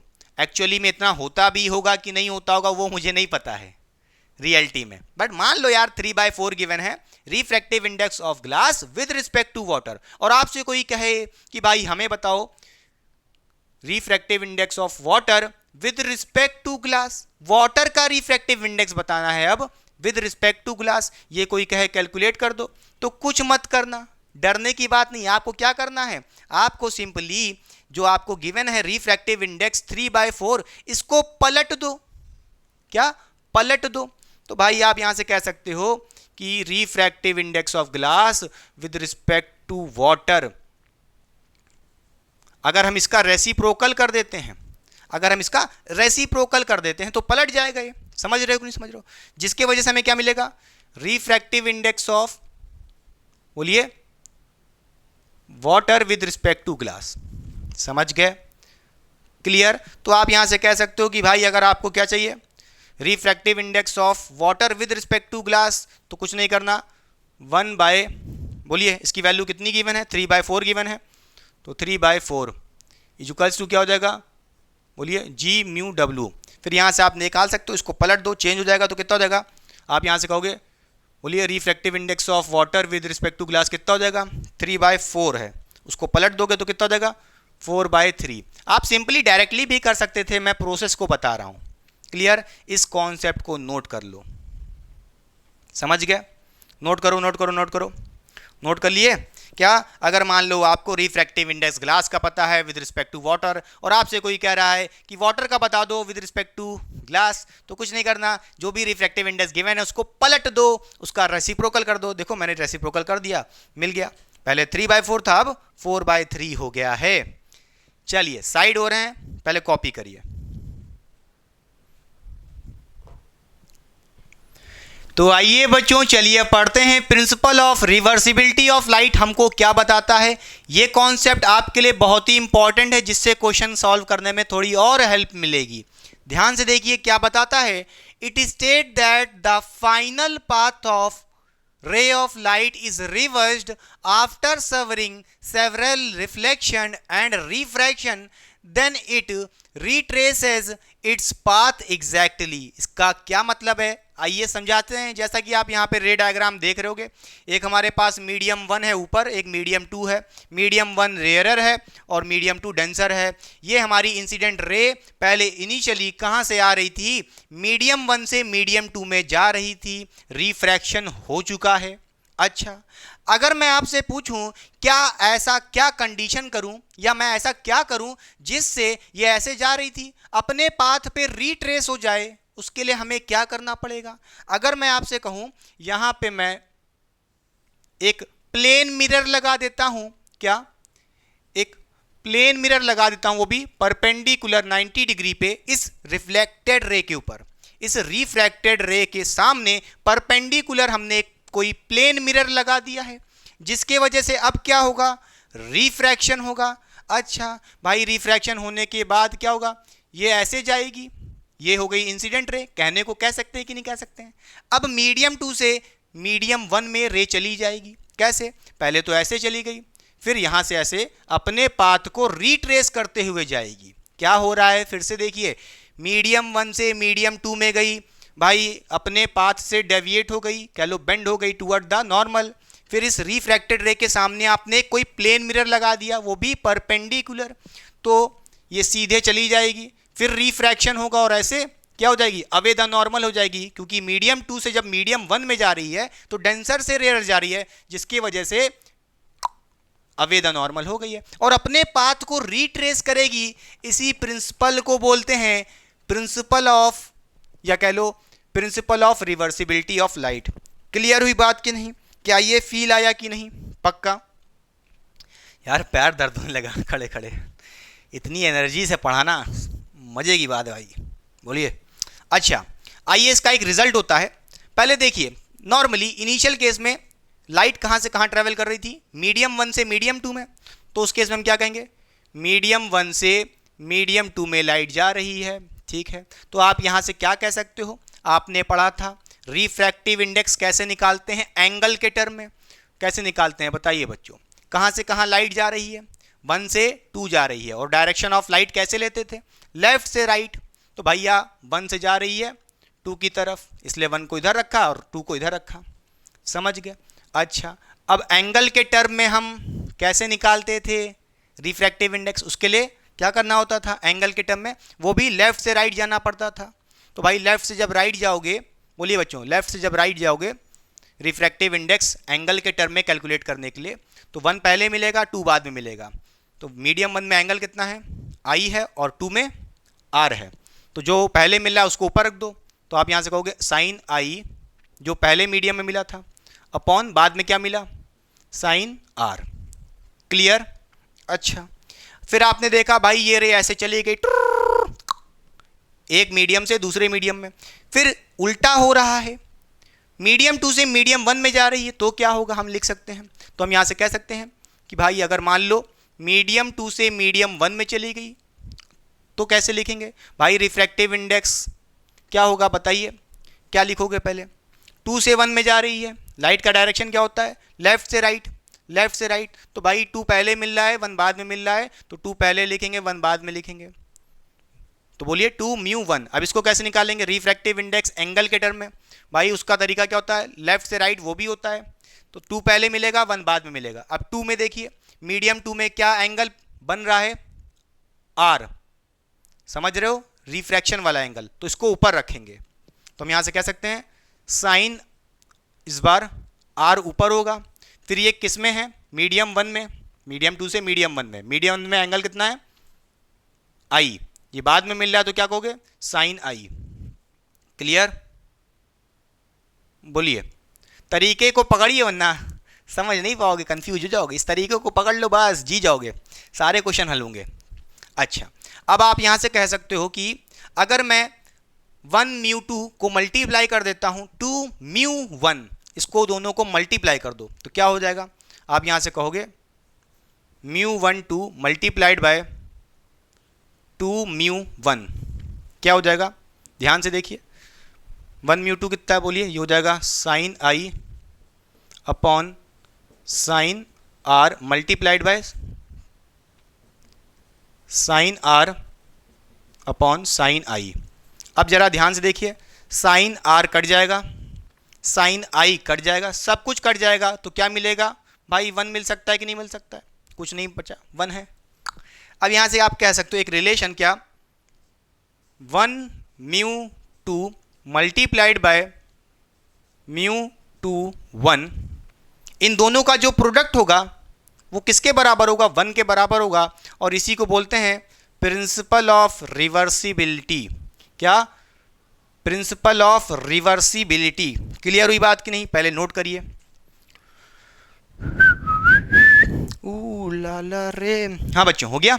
चलिए यहां से एक चीज और कह सकते हो, क्या मैं पूछूं, refractive index of second medium with respect to first medium, mu 1 2, बोलिए 1 म्यू 2, क्या हो जाएगा भाई, आप क्या करो, इस 2 म्यू 1 को नीचे भेज दो 1 के, तो आप क्या कहोगे, 1 बाय 2 म्यू 1। अच्छा, इसका क्या मतलब है, अगर आपको रिफ्रैक्टिव इंडेक्स सेकेंड मीडियम का निकालना है with respect to first medium, तो क्या करना पड़ेगा, आप कुछ ना करो, आप कुछ ना करो, रेसिप्रोकल कर दो refractive index of medium 1 with respect to 2 medium. Clear हुई बात कि नहीं, नहीं आया, अरे आया कि नहीं आया, अभी एक क्वेश्चन भी जस्ट कराया था, refractive index of glass with respect to water, water का पूछ रहा था विद रिस्पेक्ट टू ग्लास, तो कुछ नहीं करना, पलट देना है, वही तो है प्रिंसिपल ऑफ रिवर्सिबिलिटी, इसको भी नोट करो।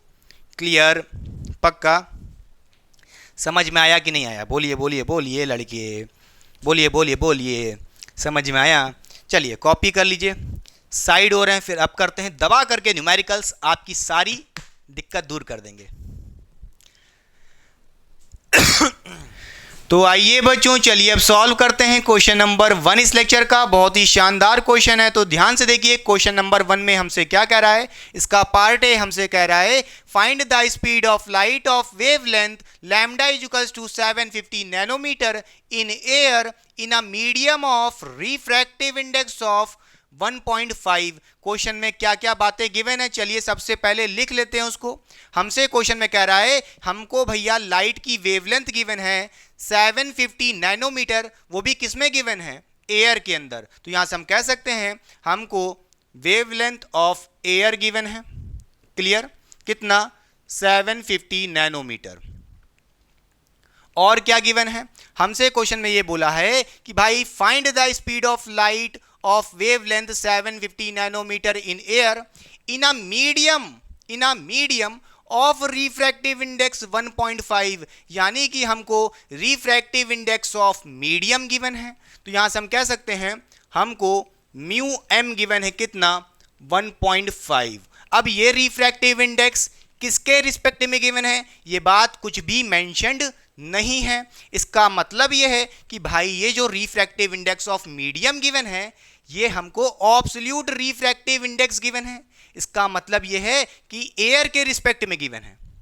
क्लियर हुई बात कि नहीं? हम कह सकते हैं कि भाई जब कुछ नहीं गिवन है, किसके रिस्पेक्ट में, मीडियम की रिफ्रैक्टिव इंडेक्स गिवन है, तो हम मान लेते हैं कि भाई ये रिफ्रैक्टिव इंडेक्स ऑफ मीडियम है विद रिस्पेक्ट टू एयर। तो यहां पे हम ए लिख सकते हैं, इसमें कोई दिक्कत की बात नहीं होनी चाहिए। और क्या हमसे कह रहा है, कैलकुलेट या कह लो find the speed of light. अच्छा, यानी कि हमें स्पीड ऑफ लाइट कैलकुलेट करनी है, वो भी किसमें, मीडियम के अंदर, यानी कि हमको वी निकालना है। क्लियर? अच्छा, अब आइए देखते हैं, सबसे पहले सॉल्व करते हैं पार्ट ए। इसके लिए हमें क्या करना पड़ेगा, रिफ्रैक्टिव इंडेक्स वाला कॉन्सेप्ट लगाइए, refractive index of medium with respect to air. अगर हमको ये पता है तो हम भाई speed of light in medium निकाल सकते हैं। उसके लिए मैंने आपको एक फॉर्मूला बताया था रिफ्रैक्टिव इंडेक्स का, इन टर्म ऑफ स्पीड क्या करना होता था, उसके लिए लेफ्ट से राइट मूव करना होता था। इसका मतलब यह है एयर पहले मिलेगा, मीडियम बाद में मिलेगा। तो यहां से आप फॉर्मूला लिख सकते हो speed of light in air, क्योंकि एयर पहले मिल रहा है, upon speed of light in medium, क्योंकि मीडियम बाद में मिल रहा है, इसलिए वी नीचे लिख दिए। क्लियर? बहुत आसान है। अच्छा, अब आपको refractive index of medium with respect to air given है, कितना? 1.5 इक्वल्स टू, अब बताइए speed of light in air, V क्या होगा? अरे speed of light in air सबको पता होता है, कितना होता है? 3 × 10⁸ याद कर लीजिए, बोलिए 3 × 10⁸। ये जरूरी नहीं है कि आपको हमेशा गिवन होगा, समझ गए? अच्छा, upon V M, velocity of light in medium, ये कैलकुलेट करना है। यहां से आप कहोगे पॉइंट हटाएंगे, नीचे 10 आएगा, 3 1 जा हो जाएगा 5 जा बच्चे, 5 1 जा और नीचे 10 जाएगा 2 जा में। 2 को ऊपर भेज दोगे और वीएम की वैल्यू आ सकती है यहां से बड़े आराम से। वीएम यानी कि speed of light in medium कितनी आ रही है? 2 × 10⁸ मीटर पर सेकेंड। बहुत आसान क्वेश्चन था, वीएम आपने कैलकुलेट कर लिया है। वीएम का मतलब है speed of light in medium. Clear? ये पहला आंसर आ चुका है पार्ट ए का। अब आइए देखते हैं पार्ट बी हमसे क्या कह रहा है, देखते हैं। देखिए, what is the wavelength of this light, उसी लाइट की वेवलेंथ बतानी है इन अ गिवन मीडियम, यानी कि हमें wavelength of light in medium बतानी है, यानी कि लैम्डा एम बताना है।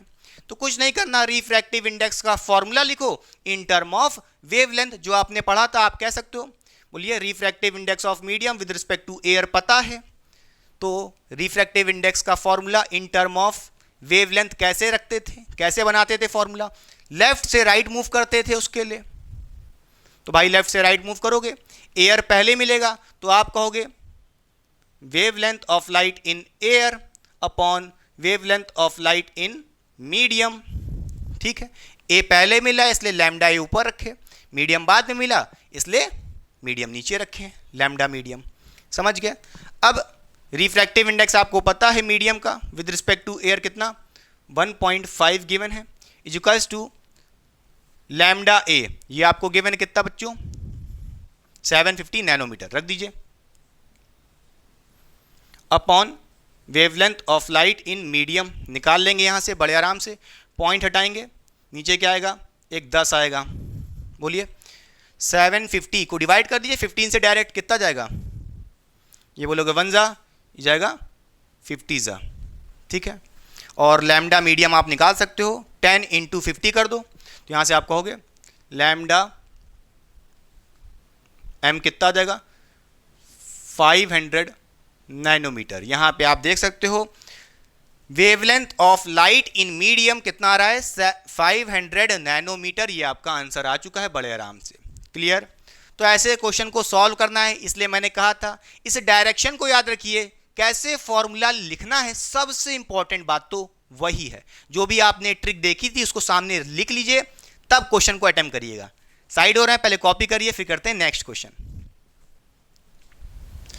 तो आइए बच्चों, चलिए अब सॉल्व करते हैं क्वेश्चन नंबर 2 इस लेक्चर का। बहुत ही शानदार क्वेश्चन है, ध्यान से देखिए। इस टाइप के क्वेश्चन आपके जेई और नीट जैसे एग्जाम्स में पूछे जा सकते हैं, तो ध्यान से देखिए। क्वेश्चन में हमसे क्या कह रहा है, refractive index of glass with respect to water is 9/8 and refractive index of glass with respect to air कितना गिवन है, 3/2 गिवन है। क्वेश्चन में हमसे सबसे पहला पार्ट ए क्या निकालने को कह रहा है, find refractive index of water with respect to air. तो चलिए सॉल्व करते हैं इस क्वेश्चन को। सबसे पहले जो बातें हमको गिवन है उसको लिख लेते हैं। क्वेश्चन में हमको सबसे पहले रिफ्रैक्टिव इंडेक्स ऑफ ग्लास का रिफ्रैक्टिव इंडेक्स गिवन है। अच्छा, तो भाई जी पहले लिख दिए, क्योंकि हमको ग्लास का रिफ्रैक्टिव इंडेक्स गिवन है, उसको राइट साइड लिखते हैं। किसके रिस्पेक्ट में, विद रिस्पेक्ट टू वाटर, तो भाई वाटर को हम लेफ्ट साइड लिखेंगे। कितना गिवन है बच्चों, 9/8 गिवन है। देखिए बच्चों, refractive index of glass with respect to water 9/8 given है, बात खत्म। क्लियर। कैसे लिखते हैं समझा दिया है। फिर से देखिए, एक और रिफ्रैक्टिव इंडेक्स गिवन है, refractive index of glass with respect to air, यानी कि हमको इस बार refractive index of glass with respect to air given है, कितना, 3/2 गिवन है। क्लियर, समझ गए। अच्छा, अब हमसे क्या निकालने को कह रहा है, find refractive index of water with respect to air. हमसे पहले पार्ट में क्या कह रहा है, भाई हमें रिफ्रैक्टिव इंडेक्स ऑफ वाटर निकालना है विद रिस्पेक्ट टू एयर, ये कैलकुलेट करना है। क्लियर। अच्छा, कैसे करेंगे, देखिए बच्चों, अगर मैं आपसे पूछूं refractive index of glass with respect to water, पहले इसको लिखिए। अब आपने एक रिफ्रैक्टिव इंडेक्स का फॉर्मूला पढ़ा था, इंडिविजुअल रिफ्रैक्टिव इंडेक्स जब पता हो, क्या था उसका तरीका, उसके लिए आपको राइट से लेफ्ट चलना होता था, उल्टा राइट से लेफ्ट। तो भाई जी पहले मिलता है, W बाद में मिल रहा है, तो आप यहां से कहोगे कि भाई जी पहले मिल रहा है, इसलिए आप कहोगे म्यू जी ऊपर लिखेंगे, अपॉन W बाद में मिल रहा है, इसलिए म्यू W बाद में लिखेंगे नीचे। तो यहां से आप कह सकते हो कि भाई हाँ, refractive index of glass with respect to water, इसका जो फॉर्मूला होगा इंडिविजुअल रिफ्रैक्टिव इंडेक्स के टर्म में क्या होगा, refractive index of glass upon refractive index of water. अगर आप चाहो तो भाई लिख सकते हो यहां पे क्या, भाई म्यू जी क्या है, रिफ्रैक्टिव इंडेक्स ऑफ ग्लास, किसके रिस्पेक्ट में, नहीं पता तो चाहो लिख लो यार यहां पे एयर। इसी तरह refractive index of water mu W, किसके रिस्पेक्ट में, एयर। मगर हमको पता है, बार बार लिखने की जरूरत नहीं है, समझ रहे हो। अच्छा, तो मिटा देते हैं, चलो। क्लियर, चलो समझ रहे होगे कि भाई हाँ, ये एब्सोल्यूट रिफ्रैक्टिव इंडेक्स गिवन है, म्यू जी और म्यू W। अच्छा, अब आपको पता है कि भाई refractive index of glass with respect to water कितना गिवन है, 9/8 गिवन है। इसको यहां रख दीजिए, बड़े आराम से आप कहोगे 9/8 इक्वल्स टू क्या हो जाएगा, ध्यान से देखिए, यहां पे आपको रिफ्रैक्टिव इंडेक्स ऑफ ग्लास रखना है, किसके रिस्पेक्ट में, नहीं गिवन है तो पता है एयर के रिस्पेक्ट में, और refractive index of glass with respect to air तो पता ही है कितना है, 3/2 है। तो यहां पे म्यू जी की जगह क्या लिख देंगे, 3/2 लिख देंगे। फिर इनटू नीचे क्या है डिवाइड में बच्चों, mu W refractive index of water. फिर यहां से आप म्यू W कैलकुलेट कर सकते हो, कैसे, ये जाएगा 2 1 जा, ये जाएगा 4 जा बच्चों, ये जाएगा 3 1 जा, ये जाएगा 3 3 जा।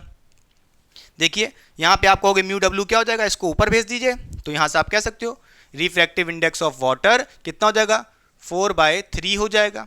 यहाँ से आपने रिफ्रैक्टिव इंडेक्स ऑफ वाटर निकाल लिया है, आपका आंसर आ गया है। हाँ भाई, वाटर का रिफ्रैक्टिव इंडेक्स किसके रिस्पेक्ट में? नहीं लिखा है तो भाई लिख लो, एयर के रिस्पेक्ट में। भाई बहुत सीधी सी बात है, यही तो कैलकुलेट करना था। Refractive index of water with respect to air कितना आ रहा है? 4/3 आ रहा है। बात खत्म हो गई, क्लियर, आंसर आ गया है। बोलिए, ये था हमारा बच्चों पार्ट ए। चलिए पार्ट बी सॉल्व कर लेते हैं। पार्ट बी में क्या कह रहा है, ध्यान से देखिए क्या कह रहा है। Refractive index of water with respect to air. Water का रिफ्रैक्टिव इंडेक्स किसके रिस्पेक्ट में? ग्लास के रिस्पेक्ट में। अच्छा, हमें ग्लास का रिफ्रैक्टिव इंडेक्स वाटर के रिस्पेक्ट में पता है। नोट करिएगा, हमें क्या पता है? ग्लास का refractive index with respect to water, ये हमें पता है। कितना गिवन है देखिए, 9/8 गिवन है।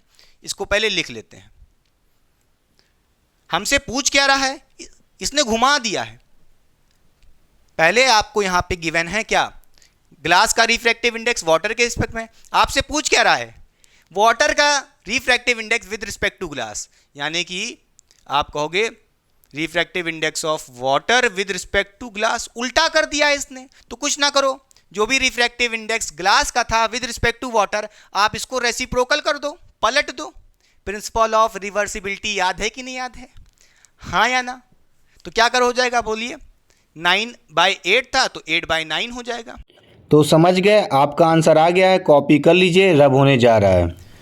तो आइए बच्चों, चलिए अब सॉल्व करते हैं question number 3 and question number 4। तो सबसे पहले चलिए सॉल्व करते हैं क्वेश्चन नंबर 3। आप वीडियो को पॉज करके ईमानदारी से इस क्वेश्चन को ट्राई करिए, बहुत ही आसान क्वेश्चन है, मैं करने जा रहा हूं, ध्यान से देखिए। Light enter from air to diamond which has RI, यानी कि refractive index of 2.42। Find the speed of light in diamond. Question में हमसे क्या निकालने को कह रहा है? थर्ड क्वेश्चन में speed of light in diamond निकालने को कह रहा है, यानी कि हमसे VD निकालने को कह रहा है। कोई दिक्कत नहीं है, बड़े आराम से हम निकाल सकते हैं। अब देखिए यहां पे क्वेश्चन में हमको रिफ्रैक्टिव इंडेक्स किसका गिवन है, कुछ समझ में नहीं आ रहा, कुछ भी नहीं समझ में आ रहा। मगर एक बात तो गिवन है, डायरेक्शन ऑफ लाइट कहां से कहां है? एयर से डायमंड में जा रही है, कोई दिक्कत नहीं है भाई। रिफ्रैक्टिव इंडेक्स जब लिखते थे तो उस केस में मैंने आपको बताया था लाइट का डायरेक्शन क्या होता था, लेफ्ट से राइट। ठीक है, लेफ्ट से राइट, कोई दिक्कत नहीं है। एयर से डायमंड में जा रही है तो भाई जब लेफ्ट से राइट जाओगे तो पहले क्या आना चाहिए? एयर आना चाहिए, क्योंकि एयर से डायमंड में जा रही है, इसलिए डी यहां लिख दो। तो इसका मतलब यह है कि refractive index of diamond with respect to air हमको गिवन है कितना? 2.42। क्या ये बात समझ में आई कि नहीं? इसीलिए मैंने कहा था कि refractive index of this and this with respect to this सब कंफ्यूज करता है, मगर मेरे कॉन्सेप्ट को पकड़ोगे कभी गलती नहीं होगी। क्लियर? अच्छा, कोई दिक्कत नहीं है। यहां से मैं बोलूं भाई refractive index of diamond with respect to air हमें निकालना हो इन टर्म ऑफ वेलोसिटी, उसके लिए क्या करते थे बताइए बच्चों? वेलोसिटी यानी कि स्पीड ऑफ लाइट के टर्म में निकालना हो तो उसके लिए फॉर्मूला बनाने के लिए हम किधर से किधर मूव करते थे? बोलिए, लेफ्ट से राइट मूव करते थे, हाँ या ना?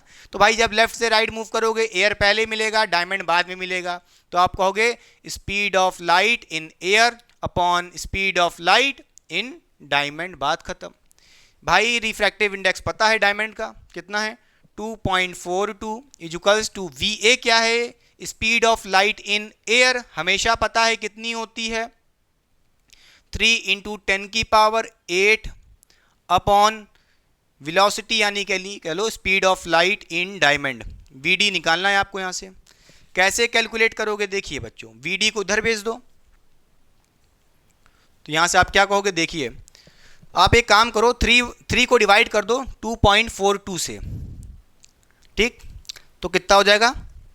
यह आ जाएगा 1.23। मैंने क्या किया है, 3 को डिवाइड कर दिया 2.42 से, तो ये मिलेगा। और इनटू में क्या है एक साथ में? 10⁸ मीटर पर सेकेंड। क्या ये बात समझ में आई कि नहीं? पक्का? ये आ गया speed of light in diamond, पक्का? चलिए समझ गए होगे। अब एक क्वेश्चन देखिए नया टाइप का आप देख रहे होगे, क्वेश्चन नंबर 4, जिसमें डायग्राम से रिलेटेड क्वेश्चन कह रहा है कि भाई हमारी इंसिडेंट रे एयर से वाटर में जा रही है। यहाँ पे हमको 60 डिग्री जो दिख रहा है ये एंगल ऑफ इंसिडेंस है और ये 30 डिग्री एंगल ऑफ रिफ्रैक्शन है, साफ साफ दिख रहा है। हमसे क्या निकालने को कह रहा है भाई, ए म्यू डब्ल्यू, इसका मतलब है refractive index of water with respect to air निकालना है। क्या निकालना है बोलिए बच्चों, हमें निकालना है refractive index of water with respect to air. अच्छा, लाइट का डायरेक्शन क्या है बच्चों, देख रहे हो, एयर से वाटर में जा रही है।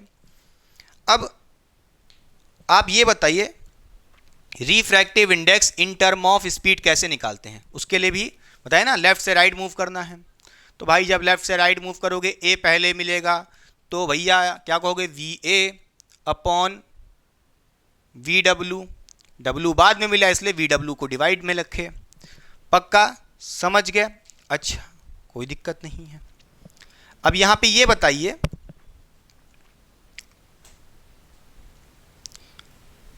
आपको निकालना है पहले क्या, वी डब्ल्यू निकालना है ना।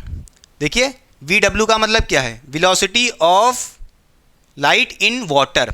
ये निकालने के लिए आपको भैया देखिए speed of light in air तो पता है, मगर यहाँ पे रिफ्रैक्टिव इंडेक्स भी नहीं पता है, तो कैसे निकालोगे। देखिए रिफ्रैक्टिव इंडेक्स आप यहाँ से निकाल सकते हो।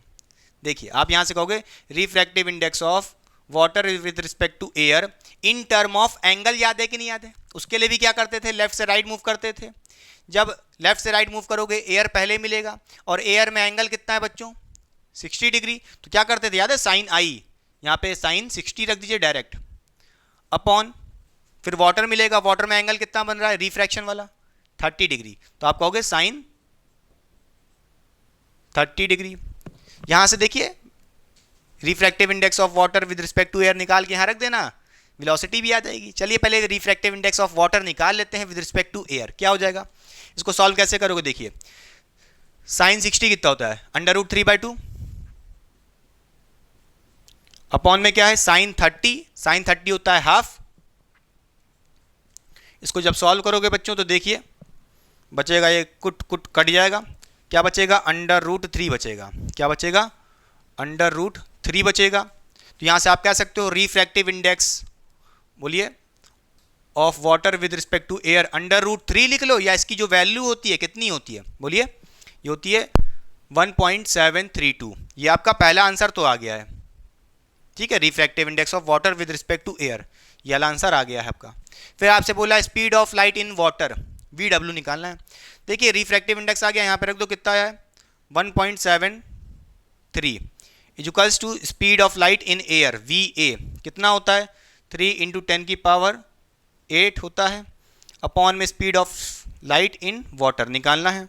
कुछ नहीं बच्चों, वी डब्ल्यू यहाँ पे कैसे निकालोगे, वी डब्ल्यू हो जाएगा 3 × 10⁸ और अपॉन में भेज दो 1/1.32, ये हो जाएगा। अब देखिए बच्चों, जब आप 3 को डिवाइड करोगे 3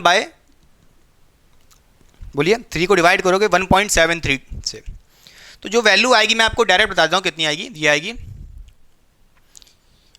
1.73 कुछ आएगी, ठीक है, लगभग यही आएगी, चिंता ना करो, × 10⁸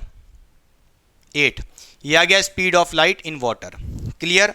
क्या speed of light in water हमेशा यही होता है? अरे भैया मैंने वैल्यूज सेट की हैं, ये रियल वैल्यूज नहीं है जो देख रहे हो कि जब लाइट एयर में आप डालोगे, एयर से वाटर में 60 डिग्री के एंगल से रिफ्रैक्शन एंगल 30 डिग्री होगा, मुझे नहीं पता, मैंने तो वैल्यू सेट की ताकि आप क्वेश्चन कर पाओ।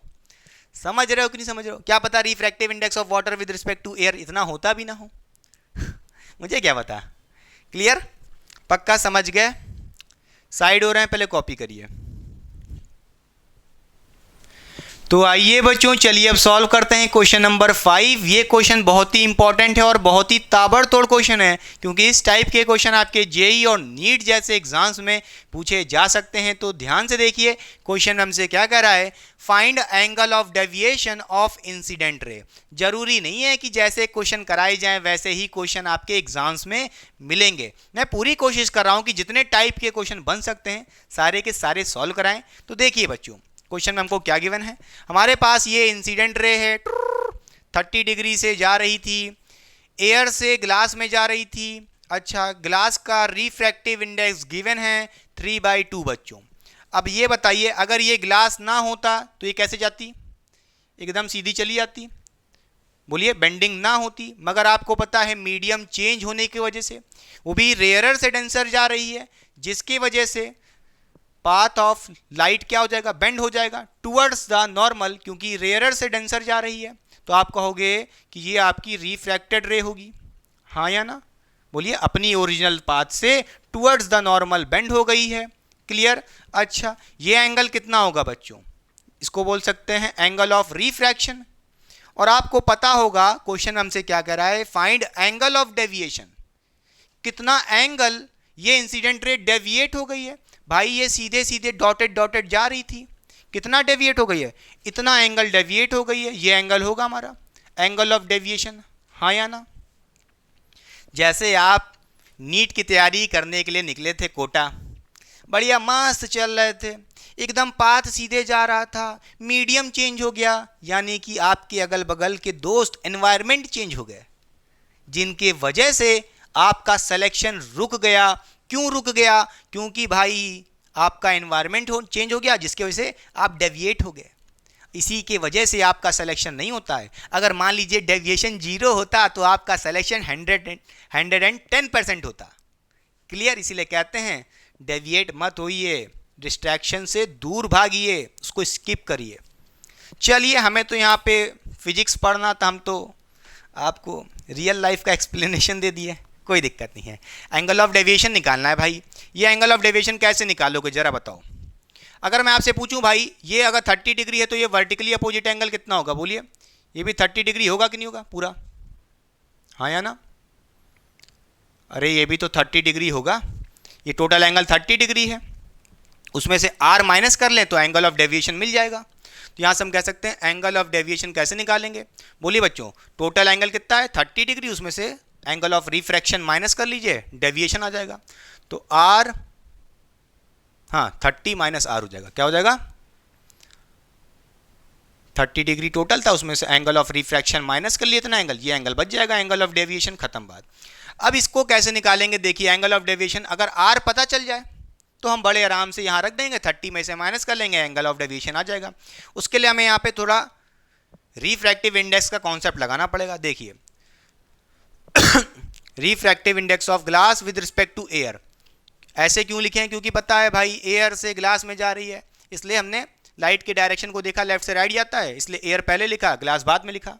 अच्छा, अब refractive index of glass with respect to air in term of individual refractive index कैसे लिख सकते हैं, आपने देखा था इंडिविजुअल रिफ्रैक्टिव इंडेक्स वाला फॉर्मूला बनाना है, उसके लिए तो राइट से लेफ्ट चलना होता था, उल्टा।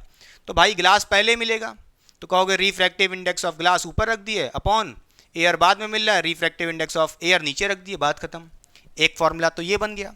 एक और देखिए, refractive index of glass with respect to air in term of speed, कैसे चलते थे, लेफ्ट से राइट, नहीं स्पीड नहीं, एंगल, एंगल के टर्म में वो भी कैसे चलते थे, लेफ्ट से राइट, एयर पहले मिल रहा है ग्लास बाद में मिल रहा है, तो आप कहोगे भाई साइन, कौन सा एंगल, एयर पहले मिला ना, तो एयर में कितना एंगल है 30 डिग्री, अभी रखिए मत, इसको एंगल ऑफ इंसिडेंस मान लेते हैं, ठीक।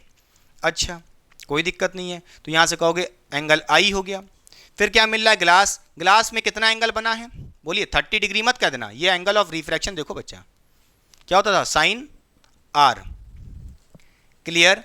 अच्छा, फिर यहाँ से देखो बच्चों, आप क्या करो, इन दोनों फॉर्मूले को इक्वेट कर दो, क्योंकि refractive index of glass with respect to air दोनों वही तो बता रहे हैं, इसको इक्वेट कर देंगे तो क्या होगा, यहाँ से आप कहोगे क्या, आप डायरेक्ट इक्वेट कर दीजिए, मैं कर रहा हूँ, V mu A sine I equals to, आप देखोगे म्यू जी साइन आर, ठीक है, इक्वेट करके यही बनेगा।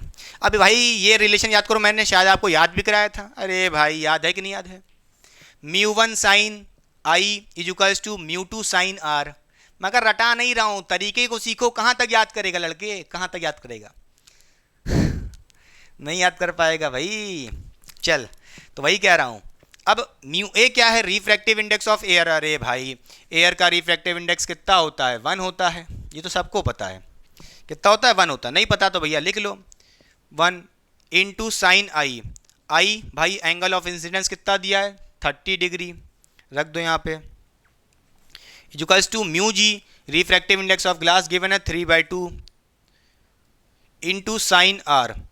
आर यानी कि एंगल ऑफ रिफ्रैक्शन पता ही नहीं है, पहले ये निकालना पड़ेगा यहाँ से, फिर यहाँ रख देंगे, बस काम हो जाएगा। फिर यहाँ से आप कहोगे भाई कुछ नहीं, साइन 30 कितना होता है? ये होता है 1/2 equals to 3/2 into sine R. यहाँ से कहोगे 2 से 2 कैंसिल हो जाएगा, साइन आर क्या हो जाएगा? 3 को नीचे भेज दोगे तो क्या हो जाएगा? साइन आर कितना हो जाएगा? 1/3 हो जाएगा। यहाँ से आप एंगल आर निकाल सकते हो बड़े आराम से। क्या हो जाएगा बोलिए? एंगल आर इक्वल्स टू, देखिए साइन को नीचे भेजोगे, ये नीचे से ऊपर जाएगा, इन्वर्स हो जाएगा, तो आप कहोगे साइन इन्वर्स, बोलिए ब्रैकेट में 1/3। ये आ गया एंगल ऑफ रिफ्रैक्शन। यहाँ पुट कर दो, एंगल ऑफ डेविएशन आ जाएगा। बोलिए एंगल ऑफ डेविएशन क्या है? 30 माइनस आर है बच्चे, 30 माइनस आर। आर निकाल चुके हो, कितना आया? ये आया है, कितना? साइन इनवर्स ब्रैकेट में 1/3। ये आपका आ गया एंगल ऑफ डेविएशन। आपकी ज़िंदगी में आप इतना डेविएट हो गए थे, तभी आपका सिलेक्शन नहीं हो पाया। क्लियर? चलिए कॉपी करिए, साइड हो रहे हैं पहले तो आइए बच्चों, चलिए अब सॉल्व करते हैं क्वेश्चन नंबर 6 इस लेक्चर का। बहुत ही ताबड़तोड़ क्वेश्चन है और इस टाइप के भी क्वेश्चन आपके जेई और नीट वाले बच्चों के लिए बहुत ही इंपॉर्टेंट हैं। तो ध्यान से देखिए क्वेश्चन में हमसे क्या कह रहा है। Refractive index of diamond is 2.47 and that of glass is 1.51। हमको यहाँ पे रिफ्रैक्टिव इंडेक्स डायमंड का और ग्लास का गिवन है, ठीक है। अच्छा, how much faster does light travel in glass than in diamond. अब आपको पता है भाई, डायमंड और ग्लास के कंपैरिजन में कौन डेंसर होता है? डायमंड होता है, तो वहां पे स्पीड ऑफ लाइट कम होगी, ग्लास के कंपैरिजन में ज्यादा होगी। तो वही पूछ रहा है कि भाई जो स्पीड ऑफ लाइट है ग्लास के अंदर, कितने गुना है speed of light in diamond. Clear? अच्छा, कोई दिक्कत की बात नहीं है। जो जो बातें गिवन है पहले लिख लेते हैं। हमको यहाँ पे refractive index of diamond given है, ठीक है, कितना बच्चों? 2.47। और refractive index of glass given है कितना? 1.51। अब ये जो भी रिफ्रैक्टिव इंडेक्स गिवन है किसके रिस्पेक्ट में गिवन होगा? अरे नहीं लिखा है तो भाई आप लिख सकते हो कि हाँ भाई एयर के रिस्पेक्ट में है। एयर के रिस्पेक्ट में क्या डरने की बात है? एब्सोल्यूट रिफ्रैक्टिव इंडेक्स गिवन है। अच्छा, अब देखिए वेलोसिटी के टर्म में हमको रिफ्रैक्टिव इंडेक्स को लेके आना है और हमको speed of light in diamond और speed of light in glass को कंपेयर करना है। तो जिसकी वजह से हमें डायमंड और ग्लास के रिफ्रैक्टिव इंडेक्स को साथ रखना होगा। अब उसके लिए क्या करेंगे? अगर मैं आपसे कहूं refractive index of diamond with respect to glass, क्या नहीं निकाल सकते? हाँ भाई निकाल सकते हैं। हमें डायमंड का पता था, ग्लास का रिफ्रैक्टिव इंडेक्स पता था, मगर हम डायमंड का refractive index with respect to glass निकाल सकते हैं। हाँ भाई निकाल सकते हैं। भाई देखिए, अब मैं आपसे कहूं आपने refractive index in term of individual refractive index कैसे निकालते थे? उसके लिए आपको क्या करना पड़ता था? राइट से लेफ्ट चलना पड़ता था, तो डायमंड ऊपर आ जाएगा। बोलिए, तो आप यहाँ पे कहोगे रिफ्रैक्टिव इंडेक्स ऑफ डायमंड ऊपर रख देंगे, ग्लास बाद में आ रहा है तो रिफ्रैक्टिव इंडेक्स ऑफ ग्लास नीचे रख देंगे। इसमें क्या दिक्कत की बात है? कोई नहीं होनी चाहिए। अच्छा देखिए, यहाँ पे रिफ्रैक्टिव इंडेक्स ऑफ डायमंड जो कि हमको पता है कितना, बोलिए बच्चों, 2.47। अरे भाई रिफ्रैक्टिव इंडेक्स ऑफ डायमंड कुछ नहीं लिखा यहाँ पे, तो क्या एयर होगा ना, तो रख दिया इसकी जगह। अब एयर लिखने की बात नहीं, इतना तो पढ़े लिखे हो यार, अनपढ़ थोड़ी ना हो, ठीक। फिर कहोगे रिफ्रैक्टिव इंडेक्स ऑफ ग्लास कितना है बच्चों? ये है, ये भी रख दो यहाँ पे, कोई दिक्कत नहीं है। अब यहाँ पे जब आप बच्चों इसको सॉल्व करोगे तो जो आपकी वैल्यू आती है वो आती है 1.63, ठीक। फिर यहाँ पे आप क्या करना, UD बाय, बोलिए refractive index of diamond upon refractive index of glass, इसकी वैल्यू कितनी आ रही है? 1.63 आ रही है। अब एक बात बताइए, रिफ्रैक्टिव इंडेक्स ऑफ डायमंड इसको वेलोसिटी के टर्म में नहीं लिख सकते, स्पीड के टर्म में कैसे लिखेंगे? अगर मैं यहाँ पे एयर चिपका दूँ कोई दिक्कत है? नहीं दिक्कत है, एयर के रिस्पेक्ट में है। स्पीड ऑफ लाइट कैसे रखते थे बच्चों? उसके लिए फॉर्मूला बनाते थे, लेफ्ट से राइट चलते थे। तो यहाँ पे देखिए refractive index of diamond with respect to air, इसको रखना है इन टर्म ऑफ स्पीड। तो क्या हो जाएगा? इधर से इधर चलने पे एयर पहले मिलेगा, डायमंड बाद में मिलेगा। तो आप कहोगे, बोलिए speed of light in air, फिर डायमंड मिल रहा है, speed of light in diamond.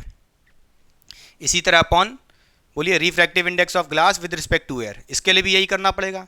Left से राइट चलेंगे, एयर पहले मिलेगा, तो आप कहोगे refractive index of air, sorry speed of air, बोलिए speed of light in air upon उसके बाद ग्लास मिल रहा है, तो आप कहोगे speed of light in glass. ये हो गया। ये सब किसके बराबर है बच्चों? 1.63 के बराबर है। अच्छा, कोई दिक्कत नहीं है। देखिए V A speed of light in air cut गया है, Vg ऊपर आ जाएगा। तो यहाँ से आप कह सकते हो क्या बच्चों? जरा ध्यान से देखिए, Vg बाय Vd कितना मिल रहा है? 1.63 मिल रहा है। यहाँ से आप देख सकते हो speed of light in glass कितनी हो जाएगी? यहाँ पे आप बोलोगे speed of light in glass हो जाएगी, Vd को इधर भेज दो, मल्टीप्लाई कर दो, तो हो जाएगा 1.637 times the speed of light in diamond Vd। Clear? ये D बहुत बड़ा हो गया। ठीक, ये आप देख सकते हो speed of light in glass कितनी फास्टर है as compare to speed of light in diamond. 1.63 times इतना ज़्यादा फास्टर है the speed of light in diamond. Clear? अच्छा क्वेश्चन था, इस अप्रोच को सीखिए।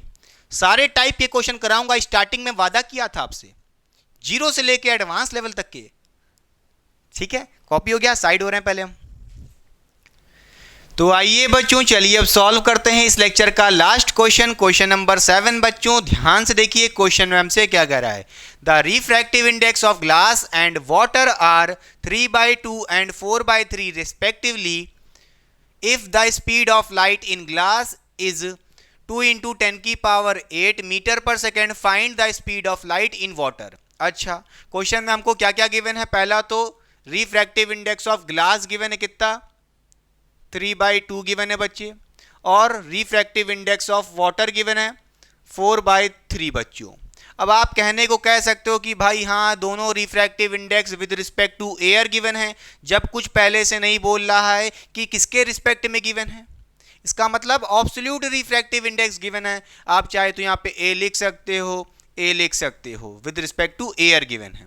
अच्छा, अब हमें और क्या गिवन है? Speed of light in glass, यानी कि हमको Vg गिवन है, कितनी? 2 × 10⁸ मीटर पर सेकेंड। अच्छा, हमसे क्या निकालने को कह रहा है? Speed of light in water, यानी कि Vw निकालने को कह रहा है। निकाल लेंगे कैसे? इसके लिए ध्यान से देखिए बच्चों, यहाँ पे आपको क्या करना पड़ेगा? यहाँ पे आप ये कह सकते हो कि refractive index of glass with respect to water क्या होगा। देखिए, ग्लास का रिफ्रैक्टिव इंडेक्स गिवन है, वाटर का रिफ्रैक्टिव इंडेक्स गिवन है विद रिस्पेक्ट टू एयर। अगर मैं आपसे पूछूं कि भाई हमें बताओ refractive index of glass with respect to water क्या होगा, तो आप कहोगे भाई इसके लिए कई सारे फॉर्मूले थे, हमको कौन सा चाहिए? इन term of individual refractive index. उसके लिए क्या करना होता था? राइट से लेफ्ट मूव करना होता था। तो भाई ग्लास पहले मिलेगा, तो आप कहोगे μg ऊपर रख देंगे, अपॉन फिर क्या मिल रहा है बाद में? W मिल रहा है, तो μw बाद में लिख देंगे। क्लियर? अच्छा, अब जरा ध्यान से देखिए, यहाँ पे μg क्या है? रिफ्रैक्टिव इंडेक्स ऑफ ग्लास, किसके रिस्पेक्ट में? भाई कुछ नहीं लिखा है तो एयर समझ गया। कितना गिवन है? 3/2 गिवन है, रख दिया। फिर upon refractive index of water, किसके रिस्पेक्ट में नहीं दिया है तो एयर के रिस्पेक्ट में, कितना गिवन है? 4/3 गिवन है। अच्छा, फिर यहाँ से आप सिंप्लीफाई कर लेना भैया, कितना हो जाएगा? देखो सॉल्व करोगे तो 3/2 और ये 4/3 है, इंटू हो जाएगा, पलट जाएगा, 3/4 हो जाएगा। बोलिए, और ऊपर कितना हो जाएगा? यहाँ पे आप कहोगे 9/8 आ जाएगा। ठीक है, 9/8 आ जाएगा। अब देखिए यहाँ पे आप देख सकते हो आपको क्या मिल गया है, refractive index of glass upon refractive index of water कितना मिल रहा है, 9/8 मिल रहा है। अच्छा, अगर मैं आपसे पूछूं कि भाई यहाँ पे मैं एयर लगा सकता हूँ, हाँ लगा सकते हैं। ग्लास का refractive index with respect to air upon refractive index of water with respect to air, क्या दिक्कत है लगाने में, कुछ नहीं लिखा था हमने एयर लगा दिया, क्लियर। अच्छा, फिर आप क्या कहोगे, रिफ्रैक्टिव इंडेक्स को लेके जाओ इन टर्म ऑफ स्पीड के फॉर्मूले में रखो से, तो कैसे करोगे, उसके लिए आपको लेफ्ट से राइट जाना पड़ता था। लेफ्ट से राइट जाओगे तो एयर पहले मिलेगा, ग्लास बाद में हो जाएगा, तो आप कहोगे VA अपॉन VG, ठीक है। ये हो गया refractive index of glass with respect to air, जो ये हम लिख सकते हैं VA अपॉन VG। फिर अपॉन में देखिए ध्यान से क्या लिखा है, refractive index of water with respect to air, इसके लिए भी लेफ्ट से राइट जाना पड़ेगा, एयर पहले मिलेगा तो आप कहोगे VA, फिर बाद में वाटर मिल रहा है upon VW, clear. Equals to किसके बराबर है, 9/8 के बराबर है। VA कैंसिल हो जाएगा, VW ऊपर आ जाएगा, VG नीचे रहेगा, तो फिर आप कह सकते हो क्या, VW अपॉन VG कितना हो जाएगा, 9/8 हो जाएगा, क्लियर। देखिए VG क्या है, speed of light in glass, कितनी गिवन है पहले से ही, ये हमको गिवन थी, यहाँ डायरेक्ट रख दें, चलो रख देते हैं यहाँ पे, कितना है 2 × 10⁸। अच्छा, फिर यहाँ से आप VW निकाल सकते हो बड़े आराम से, VW क्या हो जाएगा बोलिए, 9/8 ऊपर भेज दिए मल्टीप्लाई में 2 × 10⁸। अब जरा ध्यान से देखिए, यहाँ पे आप कहोगे 1 जाएगा, ये 4 जाएगा, और ये 4 1 ये जाएगा, 9 4 कितना होता है 2.25 कुछ आएगा, ठीक है। फिर यहाँ पे आप कहोगे speed of light in water कितनी हो जाएगी, 2.25 × 10⁸। समझ गया कि नहीं समझ गया, क्लियर हुई बात कि नहीं। जब भी आपको एक मीडियम की स्पीड ऑफ लाइट गिवन हो और दूसरे की निकालने का कह रहा है, और दो रिफ्रैक्टिव इंडेक्स गिवन है विद रिस्पेक्ट टू एयर, तो आप क्या किया करो, ये वाला कॉन्सेप्ट लगाया करो। आपको ग्लास का रिफ्रैक्टिव इंडेक्स था और वाटर का रिफ्रैक्टिव इंडेक्स था इन टर्म ऑफ एयर, तो आप क्या करना, एक नया रिफ्रैक्टिव इंडेक्स बनाने की कोशिश करो, ग्लास का विद रिस्पेक्ट टू वाटर। चाहते तो आप इसका भी लिख सकते थे भाई, इससे भी कर सकते थे, refractive index of water with respect to glass, इससे भी कर सकते थे, आंसर वही आएगा। समझ रहे हो कि नहीं समझ रहे हो, आप बस एक नया रिफ्रैक्टिव इंडेक्स बनाओ, फिर उसको होने के बाद जैसे आपने देखा UG/UW मिला, फिर इसको इन टर्म ऑफ स्पीड लिखा, बस काम हो गया। तो बच्चों ये था पूरा ओवरऑल लेक्चर, जिसमें मैंने सारे कॉन्सेप्ट क्लियर करने की कोशिश की है। अपने स्टार्टिंग में किए गए वादे को मैंने निभाया है और उसको पूरा भी किया है। आई होप आपने इस लेक्चर को बहुत ही अच्छे से एंजॉय किया होगा। अब एक बात ये कहना चाहेंगे कि भैया रिफ्रैक्टिव इंडेक्स मैंने भले ही कितना अच्छे से पढ़ा दिया, डिटेल में पढ़ा दिया, ऑल टाइप ऑफ क्वेश्चन करा दिए, मगर अभी ये मत कह देना कि सारे टाइप के रिफ्रैक्टिव इंडेक्स के क्वेश्चन हो गए। अभी लेंस पढ़ोगे तो उसमें भी रिफ्रैक्टिव इंडेक्स के कुछ क्वेश्चन आएंगे, प्रिज्म पढ़ोगे उससे भी रिलेटेड कुछ आएंगे। समझ गया कि नहीं समझ गया, क्लियर हुई बात कि नहीं। तो चलिए पढ़ाई करते रहें, ऑल द वेरी बेस्ट, मिलते हैं नेक्स्ट लेक्चर में। Till then tata bye see you. ना मैं कभी सब्सक्राइब करने को कहता हूँ ना लाइक करने को कहता हूँ, इतने लेक्चर वीक जाते हैं कभी नहीं कहता। बस मेरी मेहनत को नज़रअंदाज मत करिएगा, पढ़ाई करते रहिए, बस इतना ही चाहिए मुझे। तो चलिए मिलते हैं नेक्स्ट लेक्चर में।